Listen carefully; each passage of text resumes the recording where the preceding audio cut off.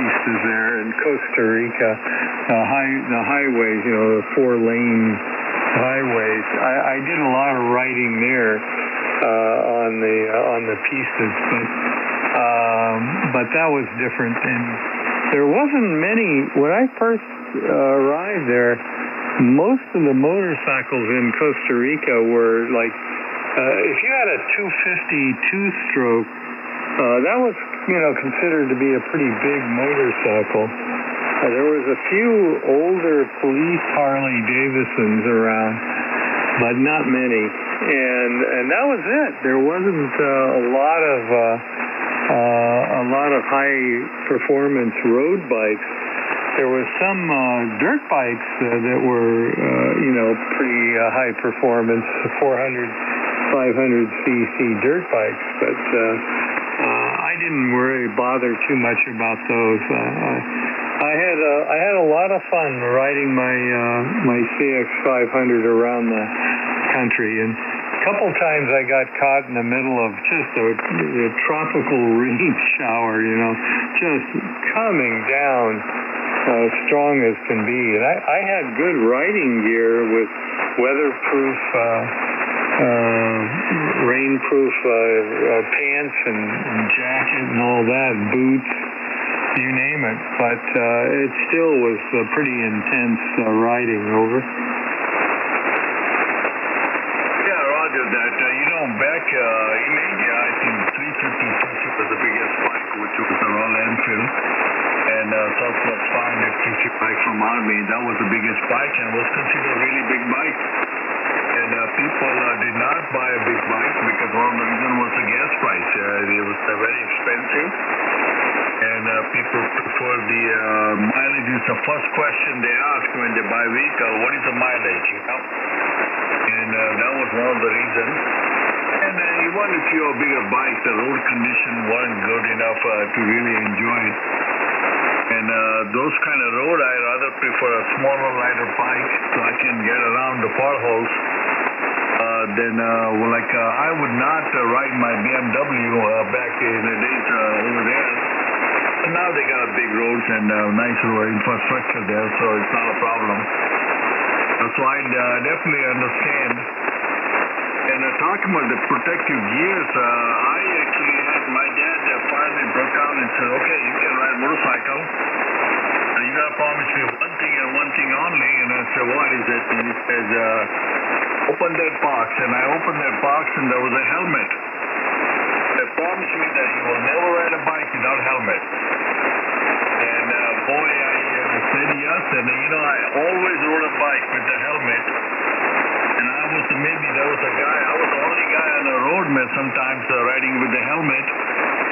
Because India had a helmet law and nobody ever enforced it. But once you start to ride with the helmet, you never want to go back out, because I can take a long ride with the helmet and don't feel tired because you don't get beat up with all the wind and everything. So I had that, and I had one jacket. That was my gear, and that's all I had. But I really enjoyed back in the days riding a bike. I ride bike now, but not fun like the way you Jim. Yeah, no, those were great times, weren't they? I too am a big fan and promoter of wearing helmets. When I was racing motorcycles off-road, I remember coming in after a race, and I had Bell helmet, and it was a real solid motorcycle helmet. And I remember coming in after the race, and I was looking over. I took off the helmet and was looking at it, and right there in the forehead part of the helmet was a hole. I must have hit something like a nail or something with it while I was racing, and I didn't notice it. But that hole cratered in to the helmet. It was like 3/8 of an inch or so. And I thought to myself, man, if I wasn't wearing a helmet and hit something like that, that would hurt an awful lot, over. Well, yeah, the helmet is really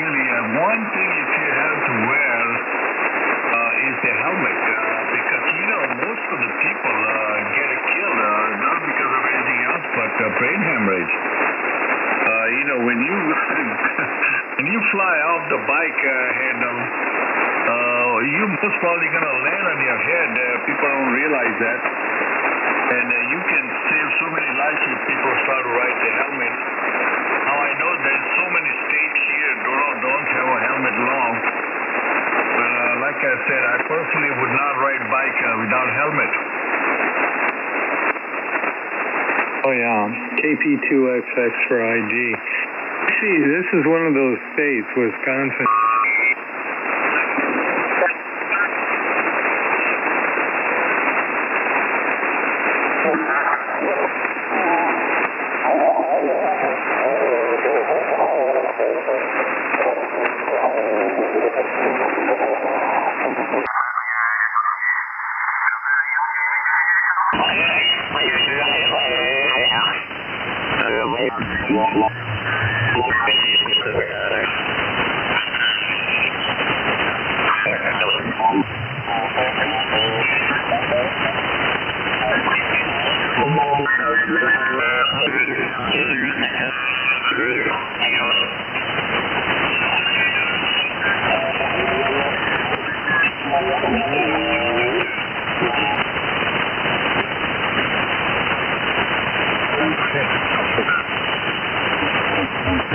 Sammy, your call.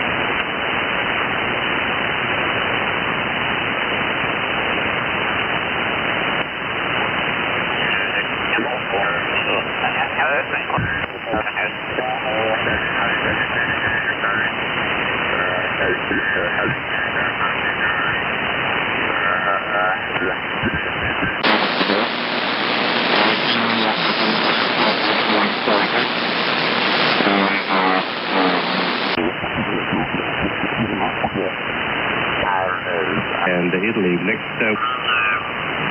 the big ham fair is coming up in Germany, and that's on the agenda. 04GB IU3QMK.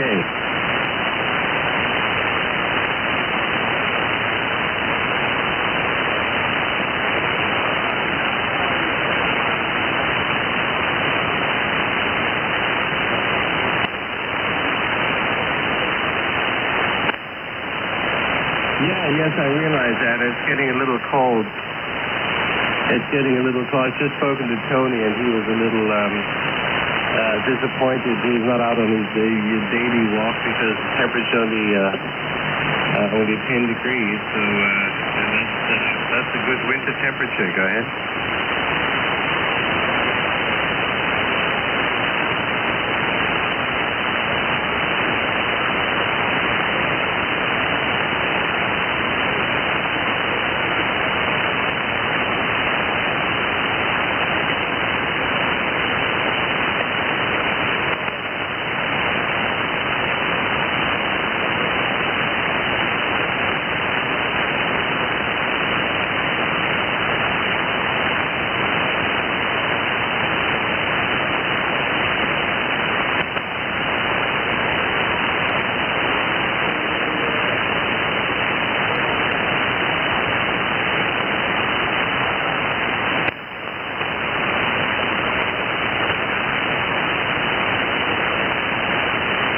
Your report is 58 to 59, very nice indeed. And looking at your new antenna there, the 3-band dipole, fan dipole antenna, that's relatively new.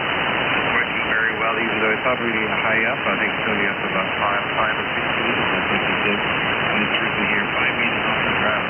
Well, that's amazing. You're doing a 5859 signal here, Michelle. No problem at all.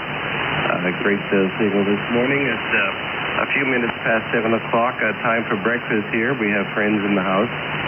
So we're right now about 8 people in the house, and we'll start the day here. And the friends are going to the beach. They enjoy being out here in, we're right at the seaside here on the Adriatic coast. Zero Full Golf Victor, IU3QMK.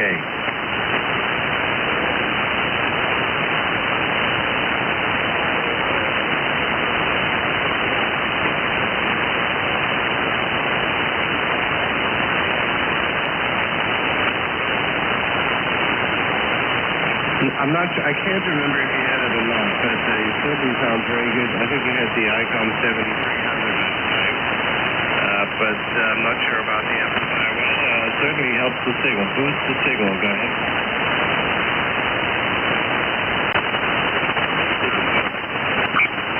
It's cool. So it works like you can watch.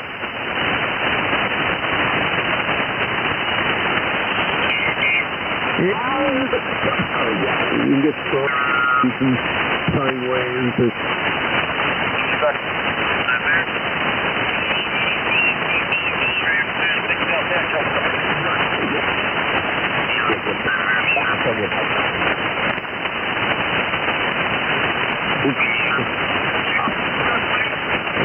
Encima de la mesa, tú sabes. Y lo dejé ahí encima de la mesa. Not quite that far. What's the one west of Flag? Oh, we're smiling the next, what the heck is that?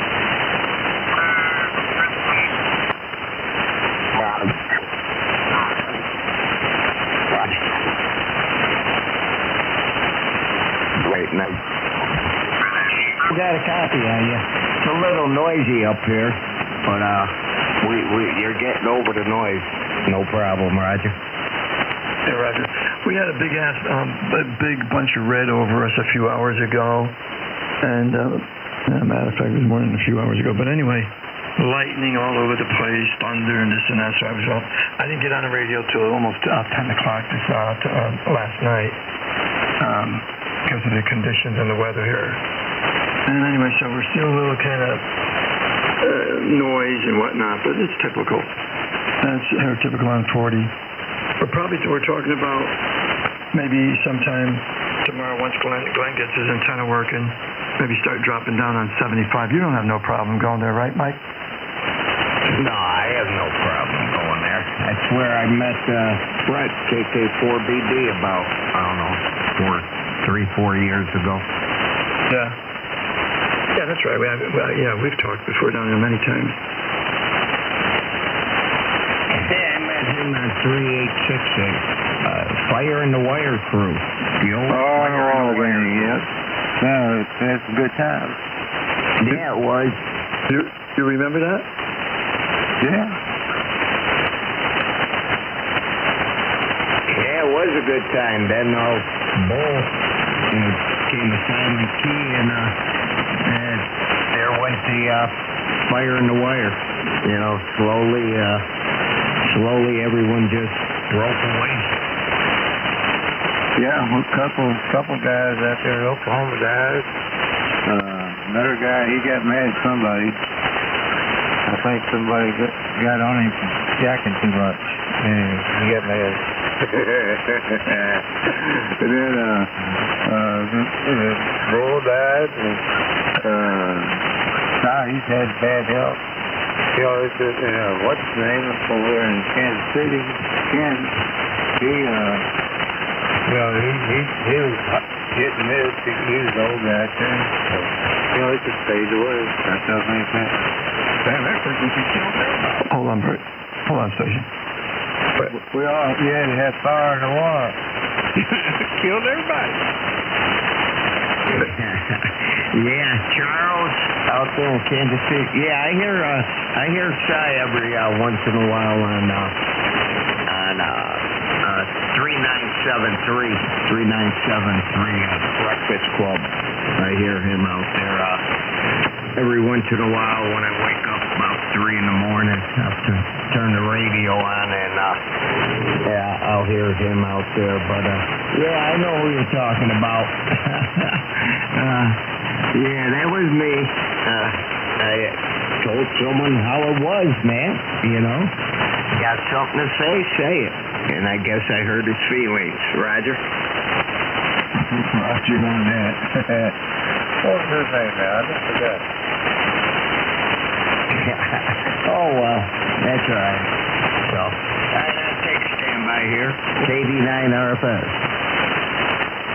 Well, don't go away, Mike. All right, let somebody else talk to you. Mike in Chirac. Yes, Mike in Chirac. Yeah, so 75 meters, 80. That's no problem for me. Okay, good to know, Mike. So what's a good lightweight antenna that I could buy, wire antenna that I could buy that would work up there that I can use a fiberglass mast to put up? Just for 75 meters. Why don't you just get a G5 RV? They're affordable. They play good. Yeah, God, I hate ladder line. You know what? I hate ladder line. Hey, Glenn, get you you talking about a mono banner like 75 meter antenna or a 40 meter? You talking about that, or is that what you want? Yeah, just a mono. You could do, actually, ideally, you could do 40 and 80, so whatever you use between 10 and 15 meters, I can talk about it forever. But, if you could do 2 book bands, that would be awesome. I wouldn't have to put between the two and buy 2 masts. Yeah. Hey, Glenn? Okay. Yeah, they got a dual bander, 40 and 75 meter. I think Bazooka has one out there. And the one that Fred has up there, it's right out of Ocala, Florida. What the hell is it? Not High Gang. What's the name of it, Fred? Ultimax or something like that. Yeah, something like that. Yeah. Ultimax or Ultramax. But, yeah. So, there's good reviews on them. They seem to do a nice job with the antennas. I don't know what the price is. I mean, you can find a bunch of stuff. There's not a lot of it that'll do 50 mil can handle legal output. But all right, I'll find something. Yeah. Fred has power, and you don't have any problem with your 75 meter, do you? Legal output plus, and that's what they're rated for it. So they do pretty good. Fred, your antenna takes full power, right, on 75? Yeah, sure does. Yeah, Ultimax, I found it. Yeah. All right, let me look at these. Yeah, I've heard a lot of them out there, and they play really well, Glenn. And the 40 meter, too. Fred, you have traps on that 75, or just wire? There's no traps, just coax, lasers made out of coax. And I got another pole out back. Got one for 17 meters on it. Double position. So you go all the way to the apex with the coax? But it must be, is it like a 1-to-1 balun, like an RF choke, basically? Or a 4-to-1? Well, just go straight up there to it. You know, you control your feet by the angle of your legs. And you just keep messing with it and length your legs there, and you get it set just right, and there you go. And it's good. The double bazooka is they wide banded. Yeah, it's wide. You have just a center insulator up there. In other words, there's no one-to-one or any other balance transformer. No. I got an RF choke on it, but you know that's on the outside. It's coy. Yeah. You get that on the radio side, right? Yeah. At the antenna. Oh, at the antenna. Yeah, I got a whole bunch of chokes dropping down about, I don't know, about 5 feet. Test. Wow. You got 5 feet of chokes? Yeah, big old RF choke. Should have just put a one-to-one balun up there. And I thought you call your power if you need it there now. To do what with the power? That thing's eating up all your power. Well, maybe that's where all my power's been going. I can't get out for shit. I knew there was a reason, Sal. I'm telling you. I got to throw all this crap away. I'm going to get me a G5 RV. I got a G5 RV up in the attic, but I just haven't seen the damn thing. No, you got to pick out a band you want and fit it for that. That's all you can do sometimes. I can fix the one I had up, but that is so damn heavy. I can't run it with fiberglass mass. I have to buy a damn metal mass. I don't really want to do that. That's the heaviest damn wire I've ever seen in my life. Which one's that? That one that broke. That Storm got. Oh, yeah. Well, these double bazookas ain't light. But this thing was like, with all, it's 120 something 12. What I tell you, I think it was 65 foot each side. And then it has a PVC pipe in the middle that had some kind of balun in it. And that damn thing was like 2 or 3 pounds. And the wire was a big gauge wire, insulator wire. And this thing weighed like 50 pounds. I'm probably exaggerating a little bit. It's heavy though. Yeah, that's like a 160. That's master block. It was nothing. That's a lot of weight, Glenn. That is a super lot of weight, yeah. Heck. Well, maybe I can see, let's see, like the bazooka antenna there, because they're like RGAX, like mini coax. That's what I have on my 7580. Not the bazooka, I made it myself. I got a full wave down on 75 meter, and that's what's resonating up here with the 40 meter, the double zip that I have up here. So I get a lot of residue off of 75 with this here 40. God knows what the pattern must be looking like out there. And if I had a computer sketch, probably all over the place. But anyway, yeah, that's a lot of weight there. And I guess what everything I have here now, the full wave 75 through 80, and the ZEP antenna, I don't know, maybe 15 pounds, maybe 14 pounds. I think this guy custom made these antennas for people, and I used to be friends with them up there on 75, and he made it for me, and I think what he does, the reason he did it the way he did it, he made these things where he could run 3,000-4,000 watts through it.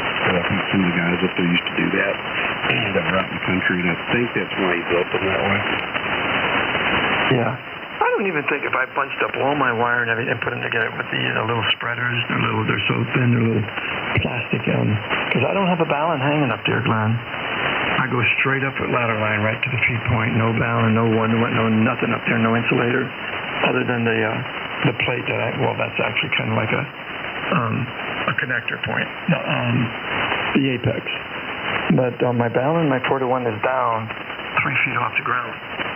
So there's no weight pulling on the apex up there, or nothing impeding anything at the apex. The 4-to-1, the transformer is down, like I said, probably 3 feet, if that, off the ground, where the LMR 600 goes into the base of the 4-to-1, and then the ladder line to 450 clips onto that, and it goes all the way up to the apex. And the 4-to-1 balun is just basically making your ladder on a 50 ohm, right? No, my tuner is doing that. Well, without that 4-to-1, my tuner does not like it. I could bring it down on 80. It's a half wave down there, and I'm still getting reflection from the 40 meter. So I do rely on my tuner to make it resonant. Yeah, I'm gonna look through. I'll find something in the next few days and get it ordered and get it here and get it put up. I don't want another radio waves. That's the one. Radio waves. What they charge for them. Fred doubled with you. Sorry. The radio waves was the brand of the one that I burnt up. Yeah, that's the problem. They're not, the baluns aren't real strong, and I think they overrate them a little bit, and they're just, they're made okay, but they charge too much for what they're selling. Yeah. I've been happy with the Ultimate. It's been a good antenna. Well, I got 3 of them. All but 3 been pretty good. Kind of funny, you got to get this, you have to trim it some. You don't actually cut it, you just lap it over each other. There's different fit sizes on it. And that's about all the tuning you got to do. Make sure you got your angle. Top's pretty good. That's about it. Where'd Travis go? Travis, you out there? Yep. You going to sleep on us? No. You sure? Yep. Okay. Just checking. Just listening. Well, Travis built his own antenna, and look how well it plays. I don't know what he has in it. Maybe he could tell you what he put into his. That's working. Travis built me an antenna. The one I'm talking on is that V6, whatever, that G5RV, but the newer version of it. I made that.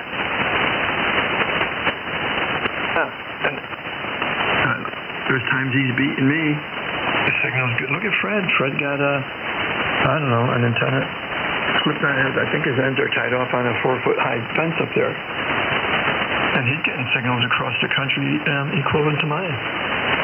Well, I got this big monstrosity station here like WICC or somebody, a radio station. And there's times he's putting a whipping on me. Travis, too. I just put up my 75 meter today, and all I did was took my 1-to-1 balun and ran 60 whatever feet off each post on the balun, and hung it in the tree and run it, and it was up and done. Wham bam, thank you, ma'am. Because the G5RV, I can't remember the new version, the V6KLW or whatever. It tunes really good, 40, 20, 10, 17, 12, 15, but it will not tune. It won't go up to 80. It won't do it. How long is that antenna?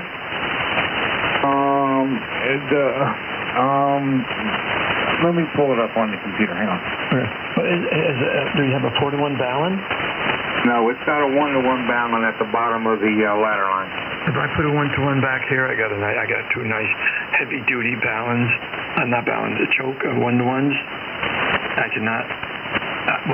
20. And I have a problem tuning up my multi-band. Down here, or like 75, okay. I come up to 40, it becomes meticulous. 20, almost forget about it. So, choke-wise, that 1-to-1's pretty good choking. But for multi-band, I need that transformer, that 4-to-1, 9-to-1, maybe a 49-to-1. They use that usually for an end-fed wire. But, yeah, I guess Travis is looking it up, see what the deal is. I made my own double G5RV, and it kicked ass. It was a good antenna. It's called the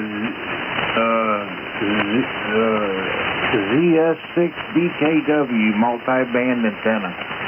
Each leg is 46.8 feet, And the ladder line is 39.1. You know, and you can do a little bit of adjusting here and there, but I did it exact, and then I just level everything out with the tuner. But with a 1-to-1 current balance at the bottom of the 450 ohm ladder line, because the length of the ladder line is actually the impedance matching on this antenna. It has to be, you know, it can't be like a doublet where you can go 60 and 90 and 120 or whatever. Does the ladder line radiate?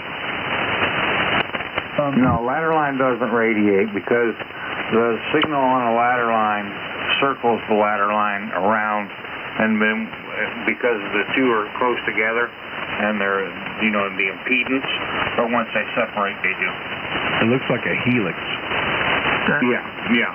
So we're talking, let's see, 46 and 46 is what?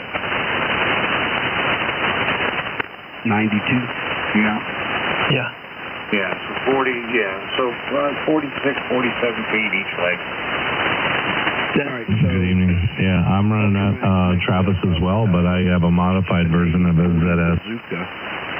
Dual band. It's looks like $180 roughly, or $190. $190. 1,500 watts. And damn, it only weighs 6 pounds. Hey, Glenn? Yeah. Mike jumped in there. He runs the same thing I do, but he'll tell you something different. You're still in there, Mike? Yeah, I have a modified ZS6 PKW. That's what I'm on right now. My legs are 45, not my legs, but the antenna legs are 45 foot, 1.5, probably about 2 inches, 45 foot, 2 inches each leg, but I have 39 foot 8 inches on my 450 ohm, and it resonates in the voice area of all the bands. I don't really get 12 like you should, but and 15, forget about it. But I get the upper end of 10, I get 17, I get 20, 40, and I can tune very easily above 3,900 on 75. Man, that's under 90 foot. I mean, I got plenty of room. I could run 160 foot, if you know, from one end to the other. But then, it's where now I go in the middle too. My problem is my middle. The highest I can go is about 30 foot in the middle, my apex. It still works. Mine's sitting at about 25 feet at the center.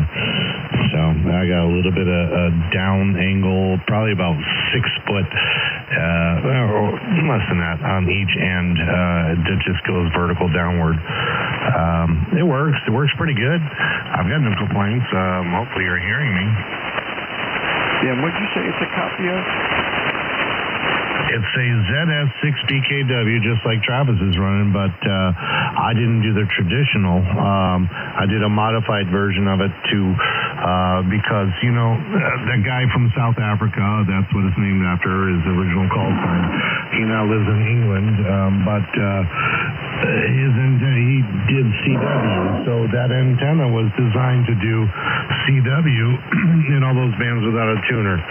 So I shortened the length of the top wire and shortened the length of the window line just a little bit, and it put me right into the voice section of 40, the general area anyway, and 20 is good all the way across, general area, 17 is perfect, 10 is up in the way upper end, about 28.6 area, without a tuner. All those are without a tuner.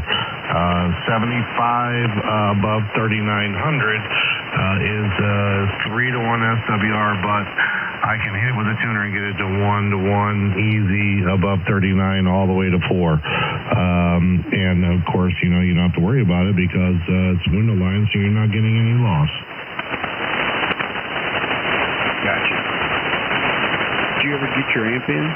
Your new amp? I don't use NFEDs, man. I'm not a big fan of NFEDs. They're noisy and they don't radiate and receive well.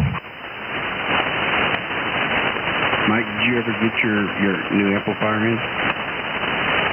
Yeah, it's, I got my, I didn't get that one yet. I'm still using the Alpha, but I am on the G2 though. Yeah, I heard you the other night talking about that. All right, cool deal. Y'all carry on. I'm going to do some playing around. Sounding boatish.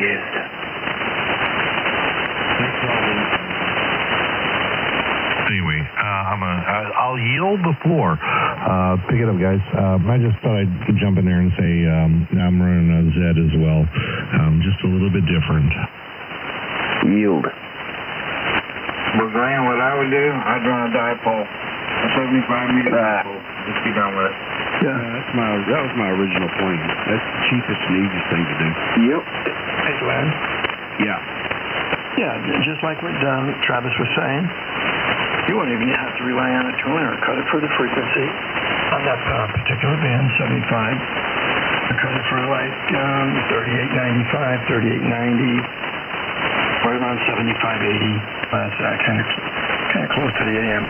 But anywhere in that vicinity, you won't even need a tuner. I mean, if you have like a 1.8 SWR, you can just put up 5 dipoles. Dipole. 120 feet, you'll be golden. 42, decent. I don't use a tuner. Well, you still should tune, right? Yeah, if you use that 10 up on 40, yeah, you're going to need a tuner. More or less. But I should get a better receive with it than what I've got now with this short one, right? I would think, because it's more wire. It's not as resonant as the one I've got right now, but it's going to be a whole lot longer. Yeah.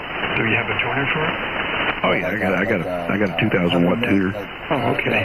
Yeah, hell yeah. There's more wire. Some wire. And yeah, that'll work. I think that's what I'll do. So hello, N4ZAP, is that Glenn? I know that's Sal and Mike. Just saying hello. Hello, Eric. How you doing, buddy? Hello, Eric. And Fred. All right, Big Daddy. Hey.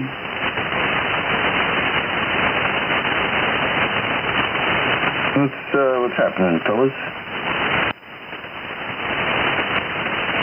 I'm trying to figure out what kind of antenna to put up. I think that's the way to go. Just for 75 meters, just get a dipole, stick it up there, and get one light enough to where I can use my fiberglass mast to be done with it. Yeah, I would agree. I mean, if you're just doing one band, that's definitely the way to go. If you're trying to do local. And I cut it for 3,900. The math equals 120 feet. And I feed it with RG213, and I call it a day with a 5K ballon, of course. And I'm dead flat anywhere from 38, probably 38.30, all the way up to 39.60. It's going to be a 4-to-1, right? Nope, 1-to-1. Oh, 1-to-1. That's what I meant. Yeah.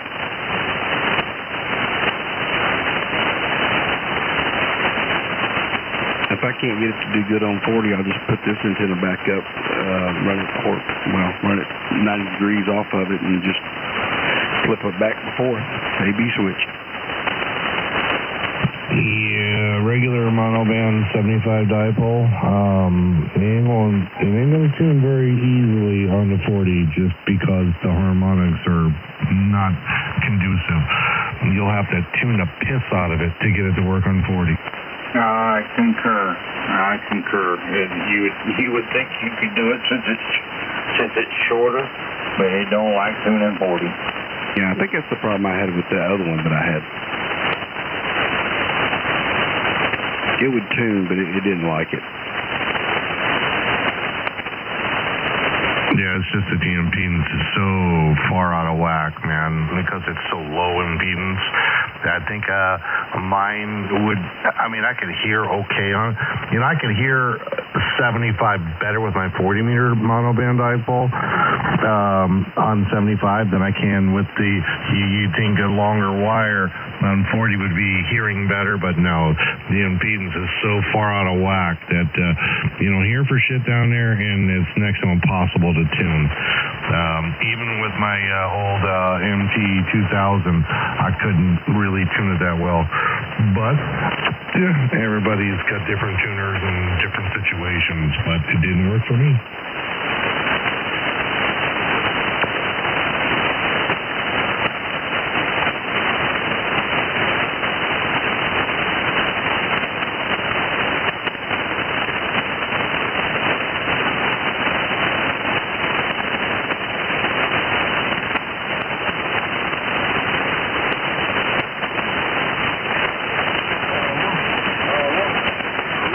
So you got a full wave, don't you? Yeah, down on 7580. That's what I thought. And I got a wave and a half up here, just about. Right. Wave and a half. Really? 40 meters. Damn. It was 180 feet.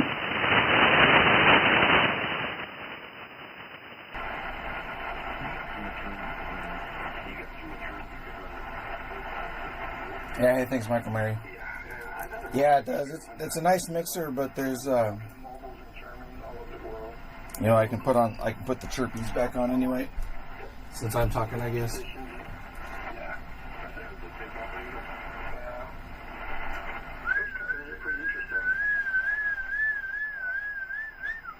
See, I can do it too.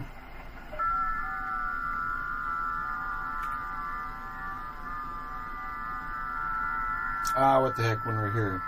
But yeah, these the Tascam Model 12, it's a nice mixer. I'm having some kind of trouble.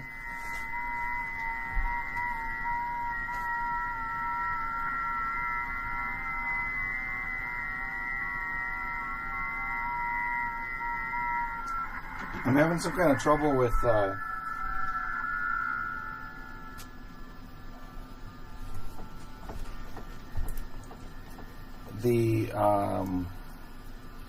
sub output.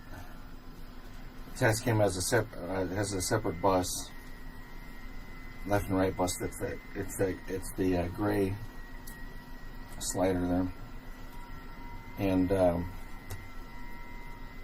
I don't know what's going on. I thought it was the cable that I had plugged into it. You know, that's always my first guess. But like, I was like, I'm playing music and I swear like something's not coming through right. I can't think of what it is. Or I couldn't figure it out. And I'm like, I'm sure it's wrong. I just can't tell. And then I went meticulously through it, channel by channel, because one of the buses in Ableton wasn't coming out through the mixer. Was the problem. That was the symptom that I saw, but I don't know what's causing that. Like, is it something in the software? You know, is the computer doing something weird? Is it the mixer itself? I don't know. And so I actually went into Ableton Live in the project like an investigator. It's my experience. And went through and like set the bus and said, okay, now go through these channels on the Tascam. Oh, look, there's sound. Go through this channel. Oh, there's no sound. Go through this channel. Oh, there's sound. Well, there's a row of buttons down on the bottom for the outputs to send each one of the channels to main, sub, and the other. I think the other one's that's not the solo. Yeah, I think that's the solo button. Yeah, because above it's mute. I think. Yeah. And I'm like, I'm going through one at a time, you know, making sure that the sub button is pushed, you know, like every dumb thing, you know, and I didn't change anything. That's, you know, it's like, if something doesn't work after I do this, I'm like, oh, what did I fuck up? But this is like, you know, I don't know. And so I went through each one of them, and yeah, sure as shit, like some of the channels aren't going through. And so it's not the cable plugged into the sub thing, and I thought it was maybe some like stereo cancellation with like a source that's the same on both channels, like with this radio stuff that can happen. Because if you have the same sound on the left bus and the right channel and the left channel, and they're out of sync with each other, the sine waves will cancel out, so like you won't hear any. You know, like I'm checking out all that stuff, and then finally I'm like, at the time I was like, I got this show coming up in 2 weeks, and like this is like a critical piece of gear, so I just went on Amazon and I had to get another one. So I wasn't jonesing for another one, but it is a nice mixer. Except I had that problem. And the other problem I'm facing, jeez, come on. The other problem I'm facing is that right here. The reason I have all this mess is because when I designed this, I way over on the. I'm looking what my camera can see. Let's see what OBS shows. Yes, if I like. Okay, so yeah, so over here, I have like a.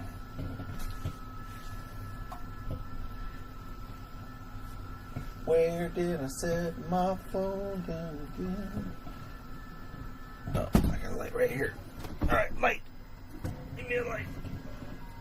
Yeah, so this power strip thing that I'm shining my light on is it's a rack mount power strip thingy, and I put it in.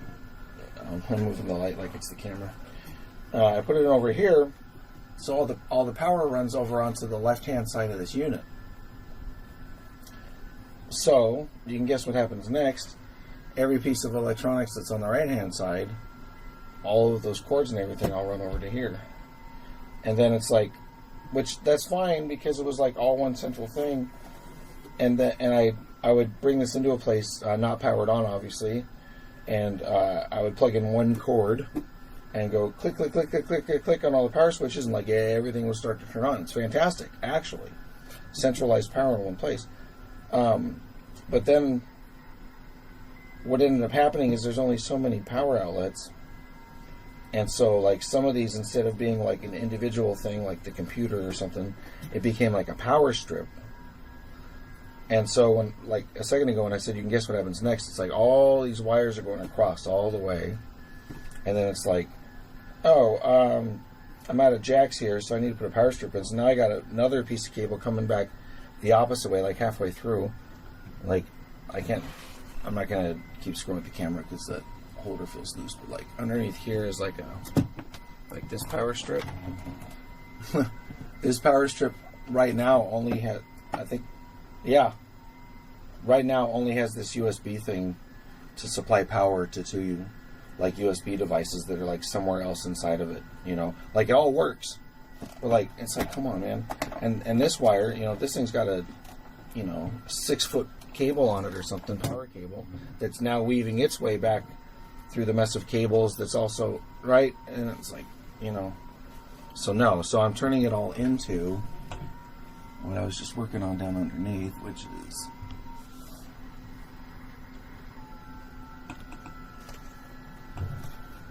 like, okay, like even this, I have to say at this angle with the camera, this looks messy.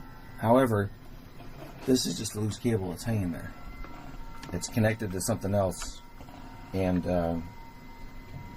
in fact, that's something that's going to get rerouted, but this is meant to be on this end, hanging kind of loosely like this is, for example, the other cable that would be hanging here would be the speaker wire that runs from the mixer over to the speaker, because everything in this unit is self-contained.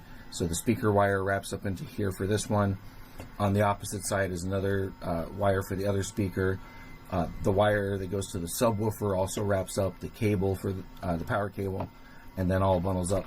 So like, if I take that part away that's like a little sloppy, like now this computer's here and it's like, this is, see, and I secured it on the one side, like bolted it in, and then it was hanging, you know, but it was hanging like splayed out at the bottom like this is, right? Like all just kind of like, you know, not together.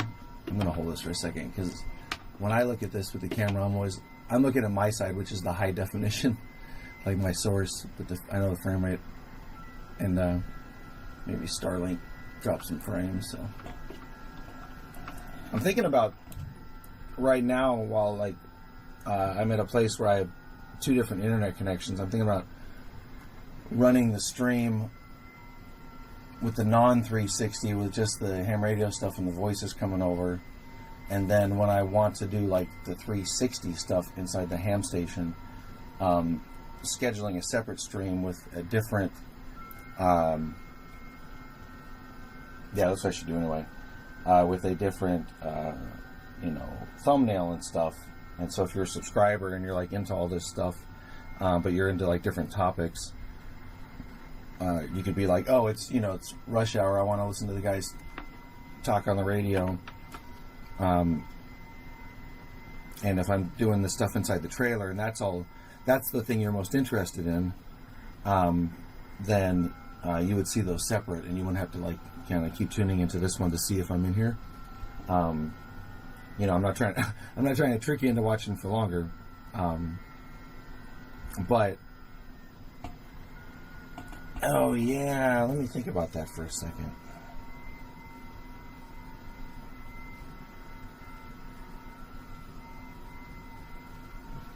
I'll have to think about it, because I was looking at the little mini computer that runs this live stream. I was kind of thinking about getting another one that's like a little better. Not the one that's under here. That's my music computer. But it's just a little like kind of crappy little like mini PC that runs this live stream. And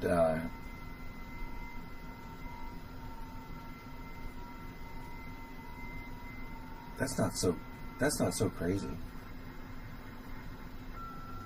Oh yeah. Oh, thanks, man. Felix says, I think the ham station frequency while you're doing the ham stuff is creative and sounds good. Yeah.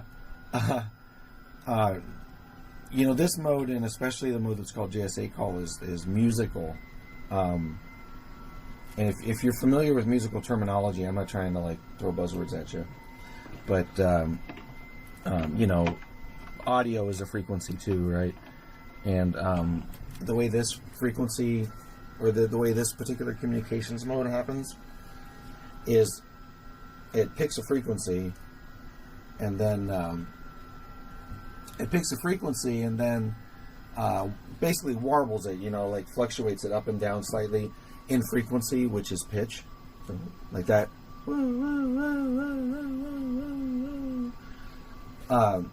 So here's the thing. So like that's okay. Whatever. Who cares? That's interesting to radio nerds or whatever. But this particular mode, the way it works is like on the ham frequencies that you normally hear, the guys just like talking during the day, and they're on like your walkie-talkies that you can get on Amazon, or your ham radio walkie-talkies. Those signals are 15,000 hertz wide, about 15-20 kilohertz wide. So like 20,000 kilohertz or 20,000 hertz wide. Like, the 20 kilohertz wide, which for reference is the entire, basically the width is the same as the entire audio spectrum, right? Like 20 to 20K, right? This particular thing fluctuates 25 hertz on either side of the center frequency. So, not 25,000 hertz, but 25 hertz. And in music,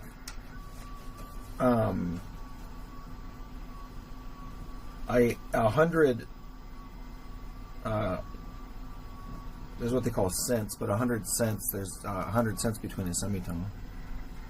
And these, at certain frequencies, when these fluctuate, they're fluctuating like, I'm sorry, I'm tired, but the point is that they're fluctuating not enough where like, oh, I can't play it to show you, but like they never quite make another note. And so in music, people do that where instead of playing music in like half steps, like the way a guitar has frets in those steps, they'll do them, and they'll divide that even farther into farther halves, like into quarter steps, and they call that microtonal music.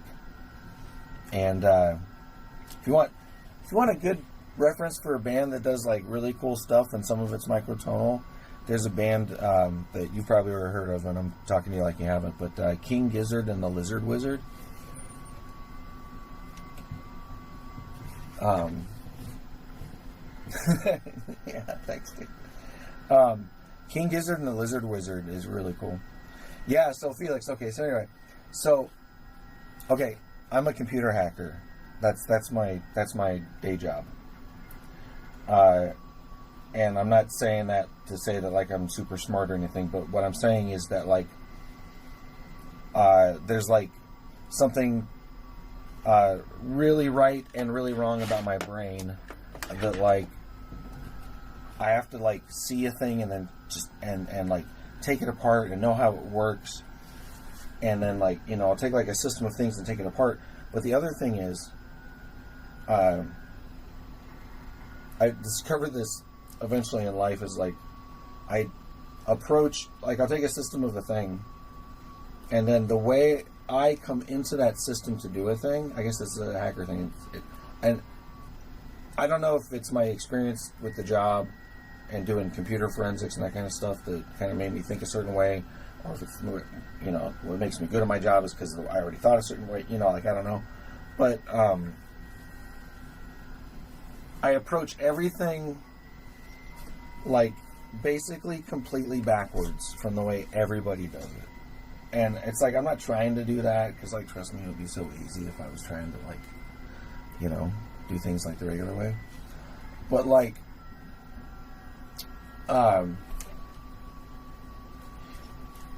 do a Google search for music and ham radio, right? Okay.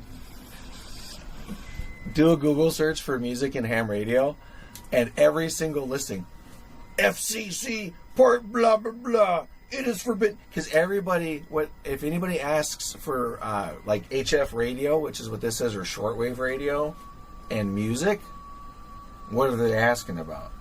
How can I run a pirate radio station? Right, that's all anybody thinks about. Like, how can I pump music into the radio? When I talk to this about people, that's the first thing they ask me. They're like, "Oh, this goes over like that," and I'm like, "No." But anyway, yeah, dude. Like when earlier today, I was messing around a little bit. This is all still turned on a little bit, and my main goal with this, I'm trying to get this all like in shape and stuff, so I can just walk here and play music. Which actually, now that I'm seeing the wires that I showed you, even though I kind of stopped to bullshit here a little bit, I just saw the couple wires that I ran that look nice, and I'm like, yeah. And I can envision this whole thing like this. Oh, the second part of the story about the power strip is I have another one right here. And it's got a cord that's long enough, one cord, to go all the way over to this power strip, right? You see where I'm going with this?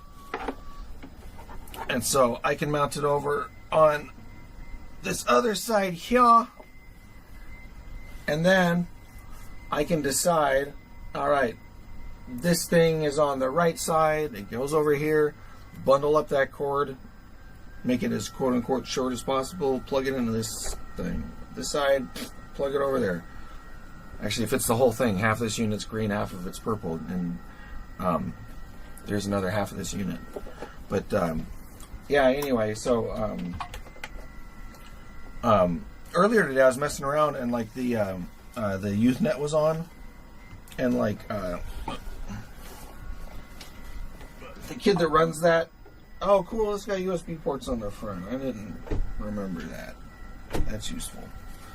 Because like, okay, cool. Because these two things right here that are plugged in only need USB power. Yes. Alright, see, that solves another problem. Hell yeah. Okay. So actually I need to get a piece of wood to go across there. And if I do that right now, I could plug that in, and then I could... This is one of those processes where it's like, oh, but I can't do this because of this thing, so I'll just stop the entire thing. And it's like, no. We gotta, instead of that, we gotta dig down to the fundamental root, and it's really annoying because the thing that I want to get done is not getting done. But we gotta tear down to the fundamental root and be surgical and just do one thing at a time and start from the beginning.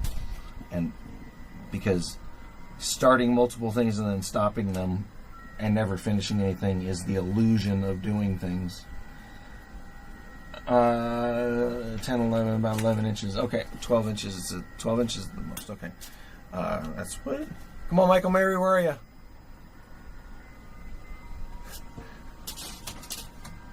"12 inches maximum." That's Michael Mary's cue, because I saw him write something else in the chat one time. Okay. Yeah, so with the Usenet, you know, like the kid that runs it is like, I think he just turned 9. Oh, and that's what she said is what you're supposed to say. But the kid that runs it, I think he said he just turned 10. One of the kids, and I forget their names. Like, you know, it's like, but like, you know, his voice is about this pitch, but it's like an octave higher. His voice is about like, you know, versus like if I'm just talking like this and like my voice, I feel like that's what my voice sounds like recorded. If I don't try to speak with a little more inflection like I'm speaking right now. So the difference between like a man's voice, you know, is like, it's not, that isn't musical. This, the way I'm talking, is a little more musical, right? But the kid's voice, oh, and then I thank you very much for what, you know, it's like a woman's voice, right? You know, like a woman is the same way, you know, like if you get a woman excitedly talking about something, you know, more than a man, because they have the higher registers in their voice, you know, and so that makes you want to go like, you know, I was doing a thing, I just put on like played like an ambient chord, you know, like, oh, you know, just like a pad, and then he's, you know, and like I said, it could be a woman's voice too, but it's a boy's voice is neat because it's everybody has recordings of women's voices. In commercial work, not very many people have recordings of children's voices because it's like, oh, you know, like you got to hire a child voice actor or something, and you know. But these are kids talking on the radio. It's like it's just out in the airwaves. I'm picking it up, right? And so I put on the ambient thing that's like, you know, and it's like that pitch, and it just like goes into the thing, and it like sounds a little spooky because it's that higher pitch, and like doesn't sound quite like a woman, doesn't sound quite like a man either, you know, the source of whatever that radio voice is, and it's being modulated through a radio, you know, and so all those elements together make it all like a little spooky, you know. I don't know. I have no what the phrase I say all the time, and I really mean it, is I have no idea what I'm doing. I really have no idea what I'm doing. All right, I'm going to get 2 pieces of wood if I have some, because then I can plug in the computer. I can plug in that. Oh, wait. Okay, here's what I'm thinking. Yeah, if I plug in the... I'm so glad that Felix made a comment about something. Somebody did. Yeah, Felix did, which got me on a freaking ADHD tangent or whatever. That made me start talking about this thing, and that made me realize that, like, yeah, if I actually plug this in now, then the computer can be powered on, and then in that process of describing this to the chat. Oh, is Felix a girl? Or who are you talking about? I don't know. I thought he was a girl. I don't know.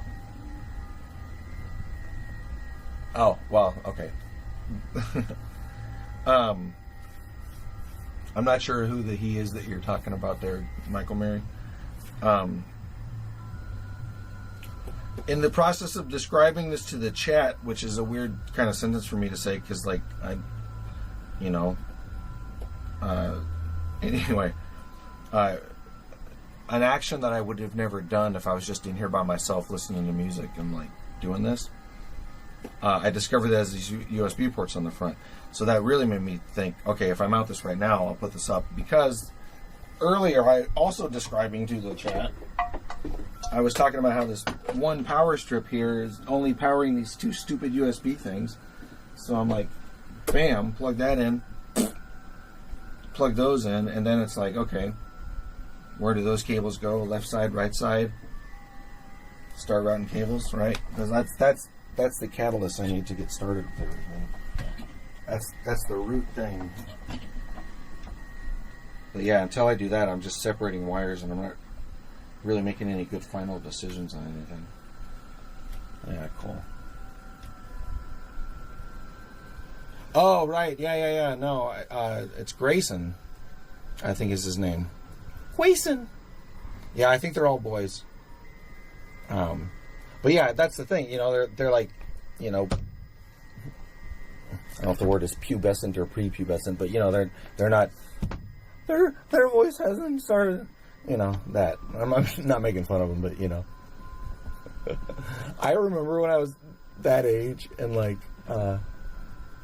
sorry, all this is unstable. I remember when I was that age, I was, like, God, what is that, like 14? 8th grade, something like that. And I remember being that age, and I was like at church, and this guy was like, "Oh, looks like like it just kind of made like a comment, and it was nothing offensive about it or anything."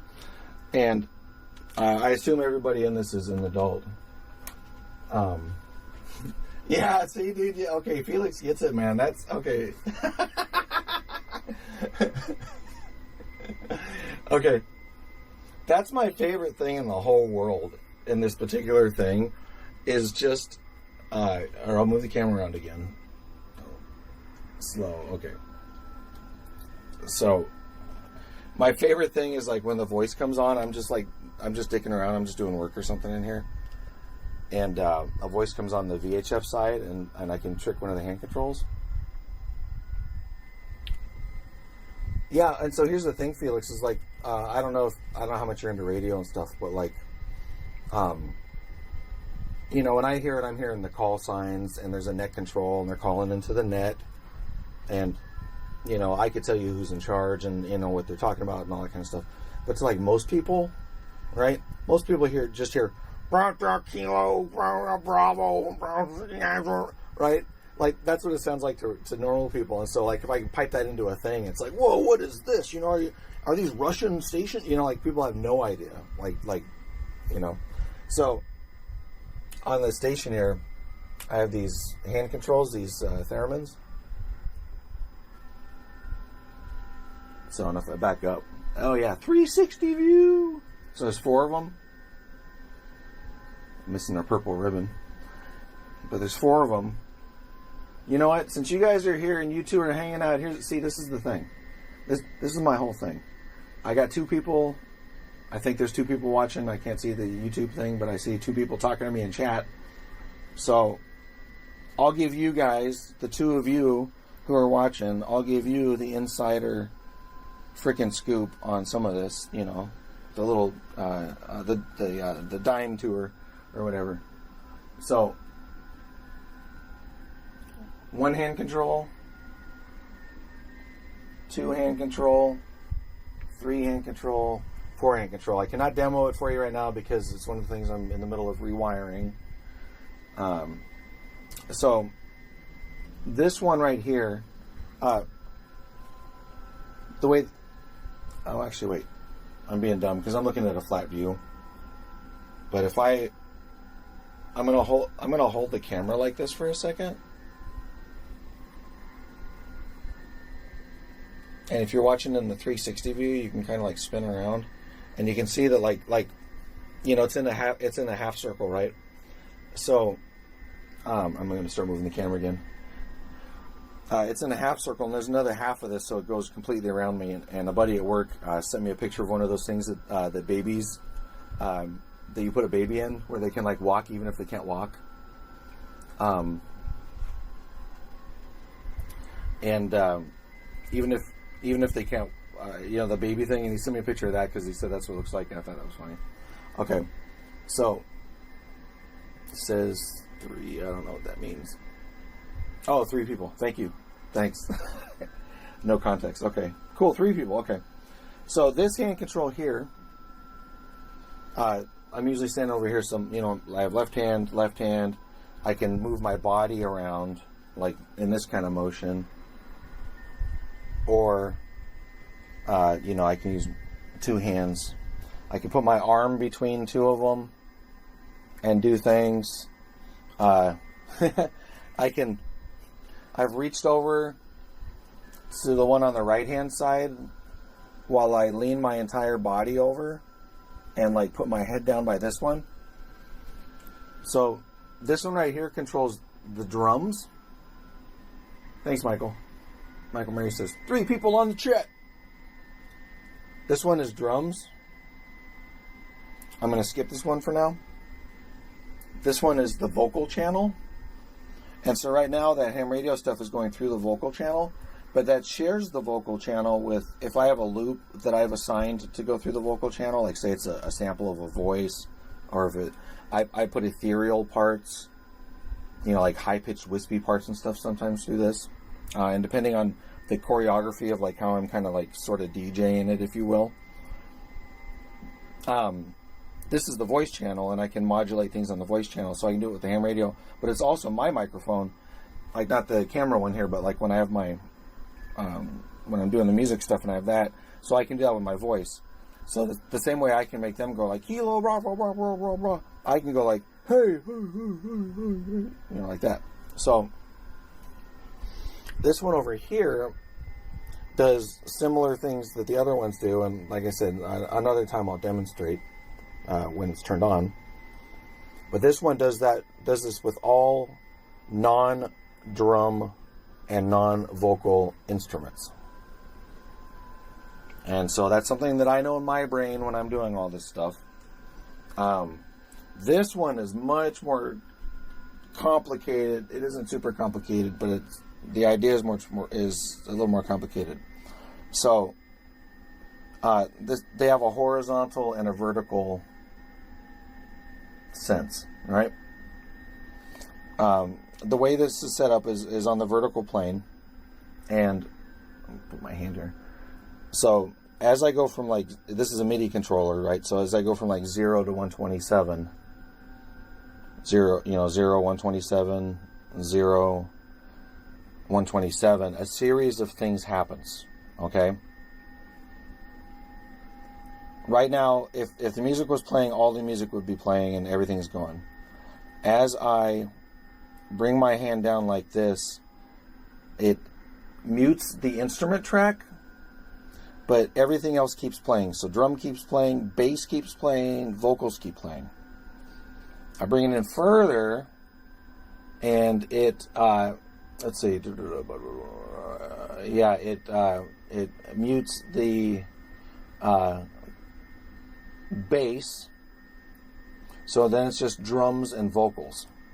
And if I bring it in even more, it mutes the drums, and so the vocals are the bottom layer, right, as I'm going through these. So if I was to bring it up, you would hear vocals, and then I bring it up a little further, you hear vocals and drums. And think about that like in a song, right? Because I remixed one of my friend's songs. So it's like his voice, like, don't it feel like it used to?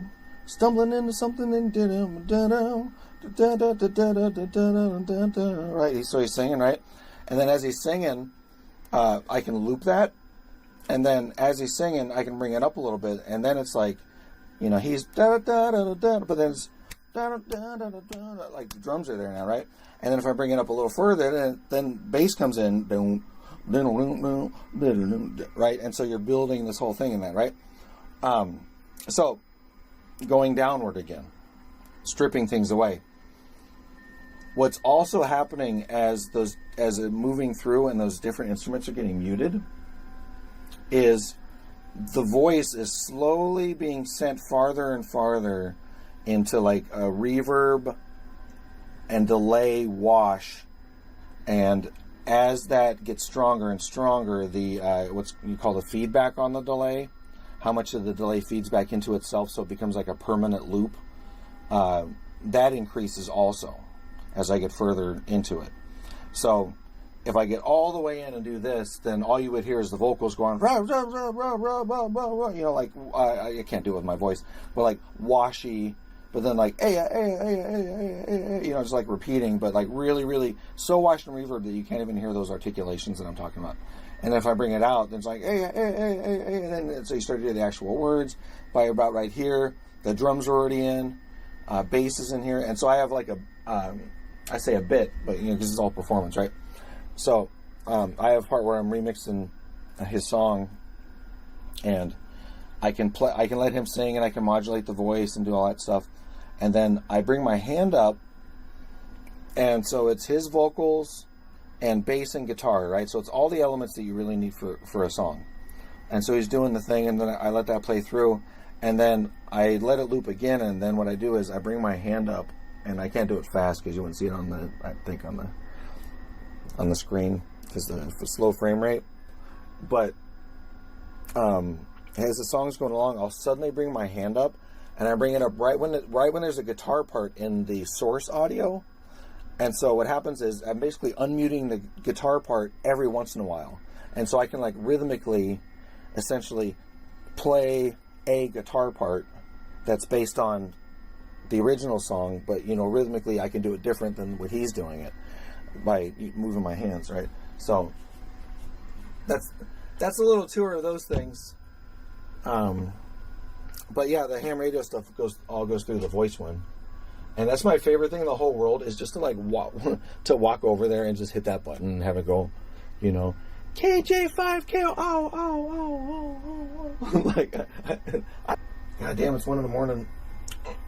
But it's Friday night, right? Cool, I appreciate you guys hanging out. I'm going to step out of here for a minute, but it's because I got to look for this wood here. I got to dig around for some stuff. But I will be back, so if you're hanging out and enjoying all this stuff, I appreciate it. And we got datagrams coming in.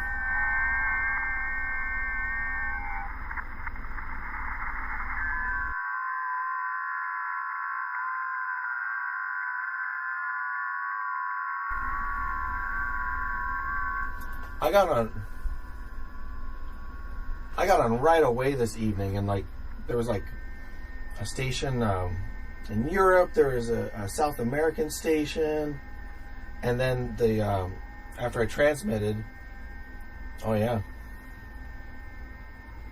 oh, somebody's making a New Zealand contact. Look at that. Oh, that means that the New Zealand guy's on the air here. Ooh, what if I could catch him? Because I got a buddy that lives in New Zealand, and if I told him I contacted a New Zealand station,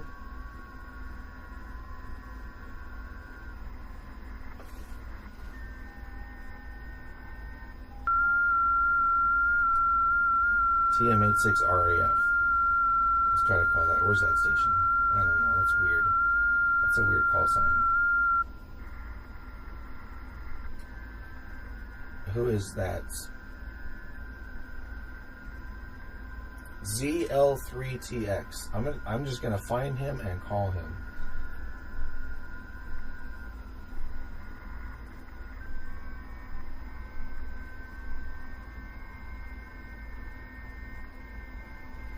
Find a good frequency.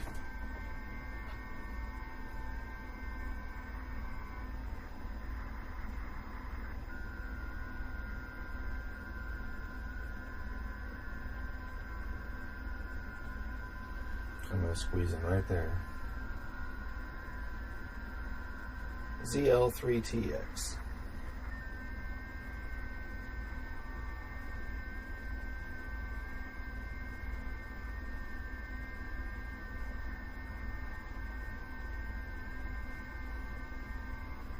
CL3TX. Look up.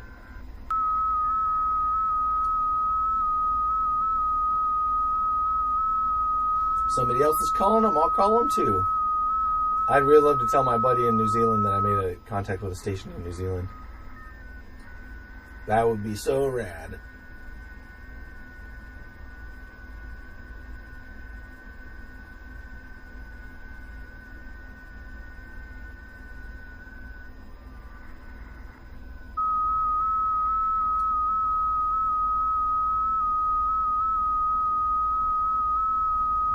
So that ZL3TX is trying to contact another station, and so as he's trying to contact that station, while he's listening for the other station to reply, I'm calling him at that same time. But me and that other station don't interfere with each other because we're broadcasting on different offsets. Nice! Yeah!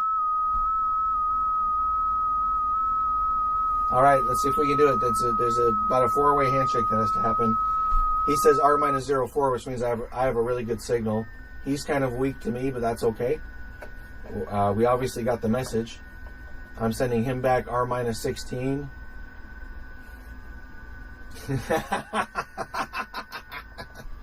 Okay. ZL3TX says Roger, Roger, 7-3. Now we're sending. If I laugh too hard when I get excited, I start coughing. 73 back to him, so we had a successful exchange.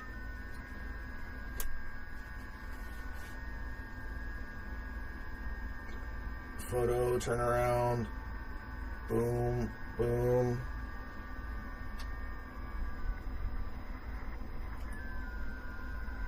Just in time. EA4TX is calling me. All right.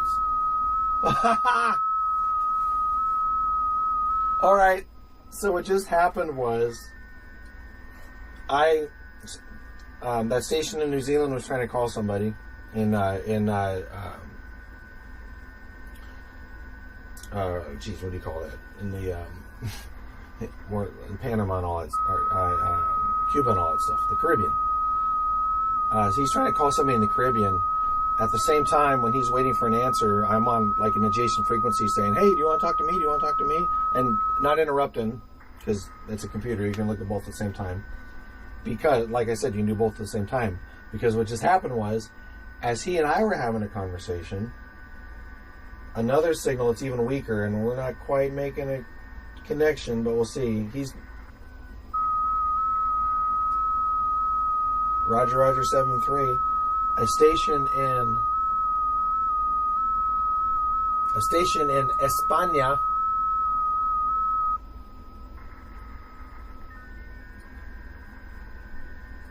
I don't know what España is in England, English.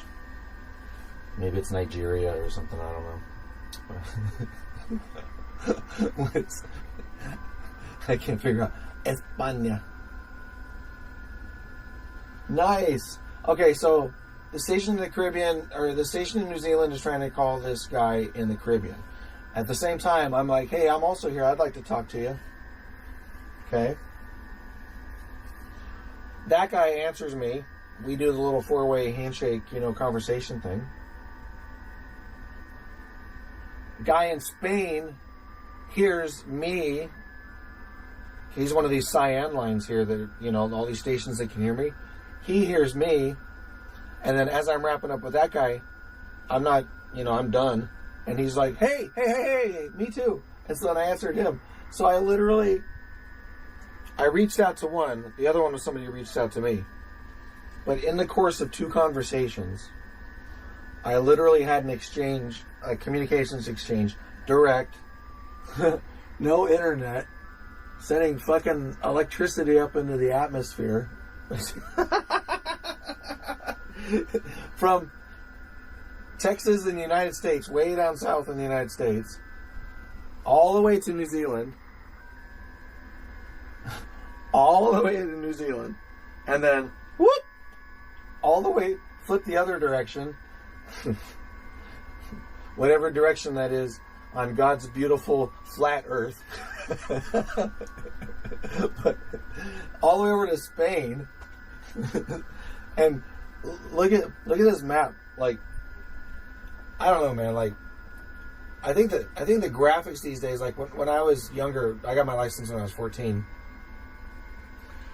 When I was younger, they didn't have all, like, you couldn't see like a compute. There was no computer that could show you like instantaneously, like, look, oh, where's that? Middle East.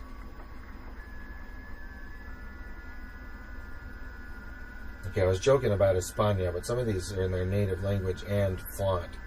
So this looks like Cyrillic text.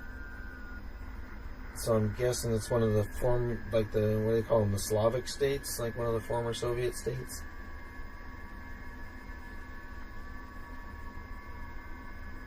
I do not know my geography over there. But, like, we didn't have this graphical stuff when I was a kid. But look at this. Like, these will all disappear in the next 15 minutes or something because they decay. I had a conversation with two people, so technically the conversation lasted about 2 minutes because they're 15-second chunks each with the messages going back and forth. So it took something like 2 or 4 minutes. And this representation, I mean, Jesus Christ, like, the signal out of the thing that I'm talking to you from over the internet, like, maybe we don't, I don't know, we don't appreciate these days because, like, one of the people in the chat said they were from Wisconsin, I think, and somebody else was in here from from Europe and YouTube. So it's like, oh, big deal, somebody's from another country, whatever. But like, this is like direct. Like, I put speaker wires up in the air on these freaking poles, and I'm like, the radio's fancy, whatever, but like, the radio can be as fancy as it wants to be, but ultimately you got to shove that electricity through something, right? So it's like, it's through those wires, and it's not through some, like, it'd be cool to have something like that. If you dig the ham radio stuff, then like, stay tuned when I eventually get this thing squared away where it's not stressing me out, and I start like making YouTube videos again. I have a wild idea for like ham radio stuff that I'm gonna pursue, and it'll beef this thing up like crazy. I think we'll see. It may not work at all. But like, how can you not look at like this thing of these cyan colored lines drawn out from like the southern part of the United States all over the goddamn world, right? That's amazing. I mean, that's amazing. It's like, yeah, technical stuff, soldering and all, it's like nerd shit, whatever, and like, not everybody's into it. But like, I don't know, if I was like, hey, I could grab this thing and just talk to anybody all over the world. I guess these days, people with the internet, people wouldn't think it's like such a big deal. But it's like, with the internet, I don't want to go on a rant, but like, you know me. But with the internet stuff, it's like, like, you got to pay somebody. Like, for me to be talking on this thing so you can see it, I got to send Starlink money. If I plug it into the house, I got to pay the cable company. It's like, I have to ask somebody's permission kind of to get on it. And like, you could say that same thing with the government with this thing, but like, the government licensing requirement is a legal and an administrative stop, right? I used to work for the railroad, and at the railroad we have this idea called positive protection, and it's like protecting men when they're working on the railroad tracks and there's trains, or it's protecting equipment, or it's protecting trains from crashing into each other, and like things like a traffic signal. Or a trains run on signals the way cars do. A traffic signal is not positive protection because it's really just a suggestion.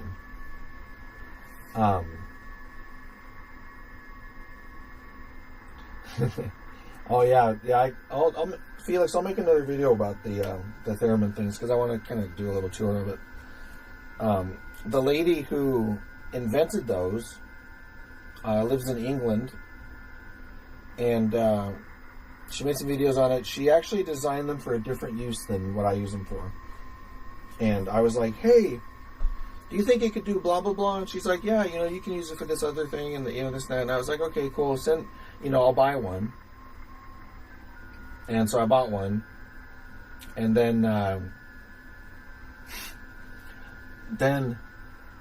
I send her this email and I'm like, hey, here's what I'm doing with it, blah, blah, blah. Oh, no, I ordered two because I ordered one and I ordered one for a backup, like just in case it broke. Okay.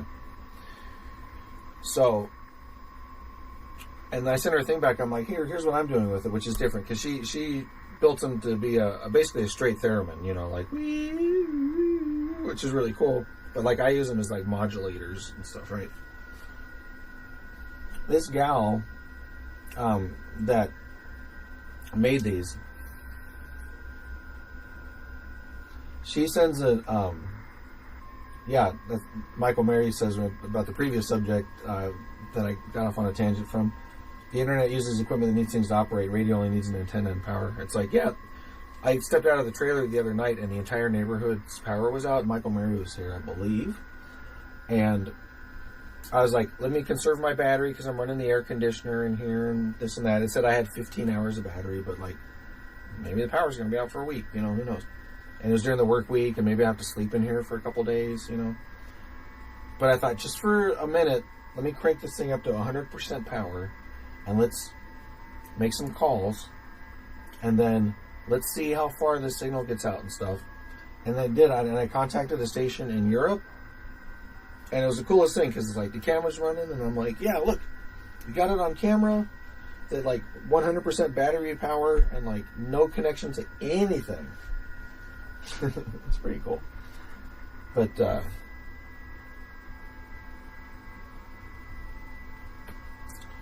damn, what was the other thing I was talking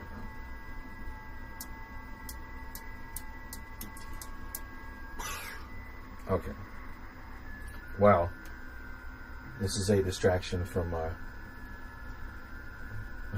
putting that piece of wood in, which I said is foundational to doing the rest of this stuff. Okay. So, Michael Mary, remind me, please, if you remember what I was talking about just a second ago before I went back to the internet topic again. And then I'm going to go look for a couple pieces of wood. If any of you boys know where I can find me a 12-inch long, firm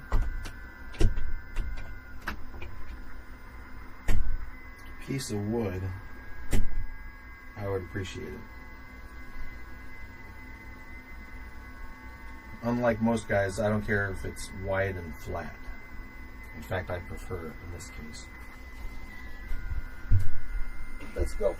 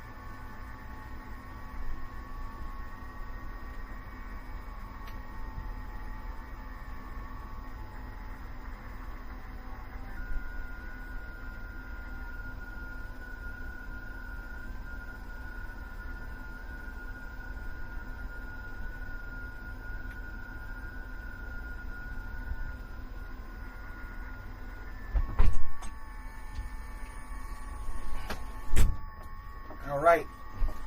I didn't have any, but nothing the table saw couldn't remedy. I thought my camera was turned around because I can see the stream, but I don't see myself, but the stream's like 30 seconds behind. Okay, so nothing the table saw couldn't fix, so I got a couple of these.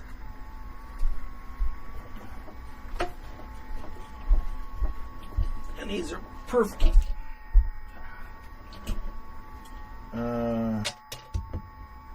Okay.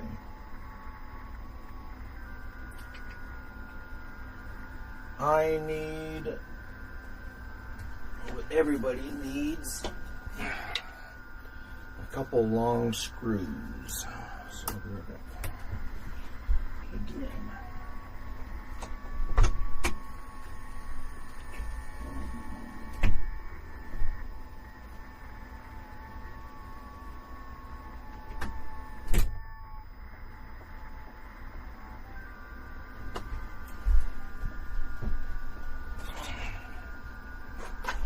I think these screws are the right length, but the picture on the box makes them look really, really long.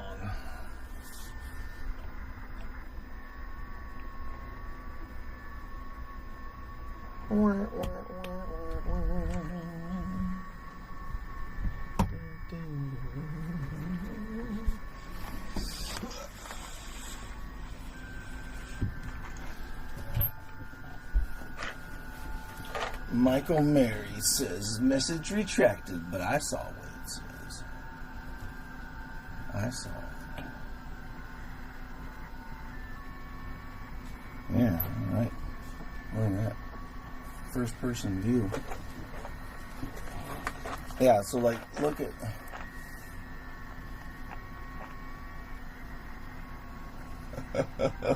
Everything's backwards. Okay. See how long that screw looks in the picture? And I have screws that are like 3 and 4 inches long and stuff, and that's what that looks like to me. Yeah.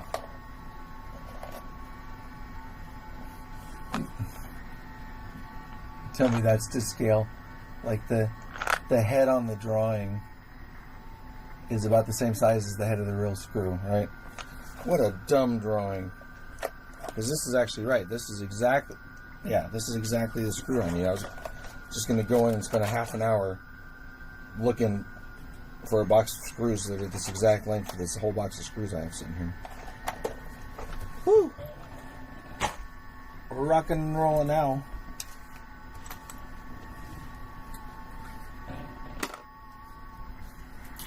And if things are going right and like, you know, I'm not frustrated or whatever, so the mood's vibing or whatever, then like, God, was it like 1:30? Yeah, it's like almost 2 in the morning. Dude, I swear all the time, I half jokingly say, and like, well, it's not even half joking, it's like maybe 10% joking.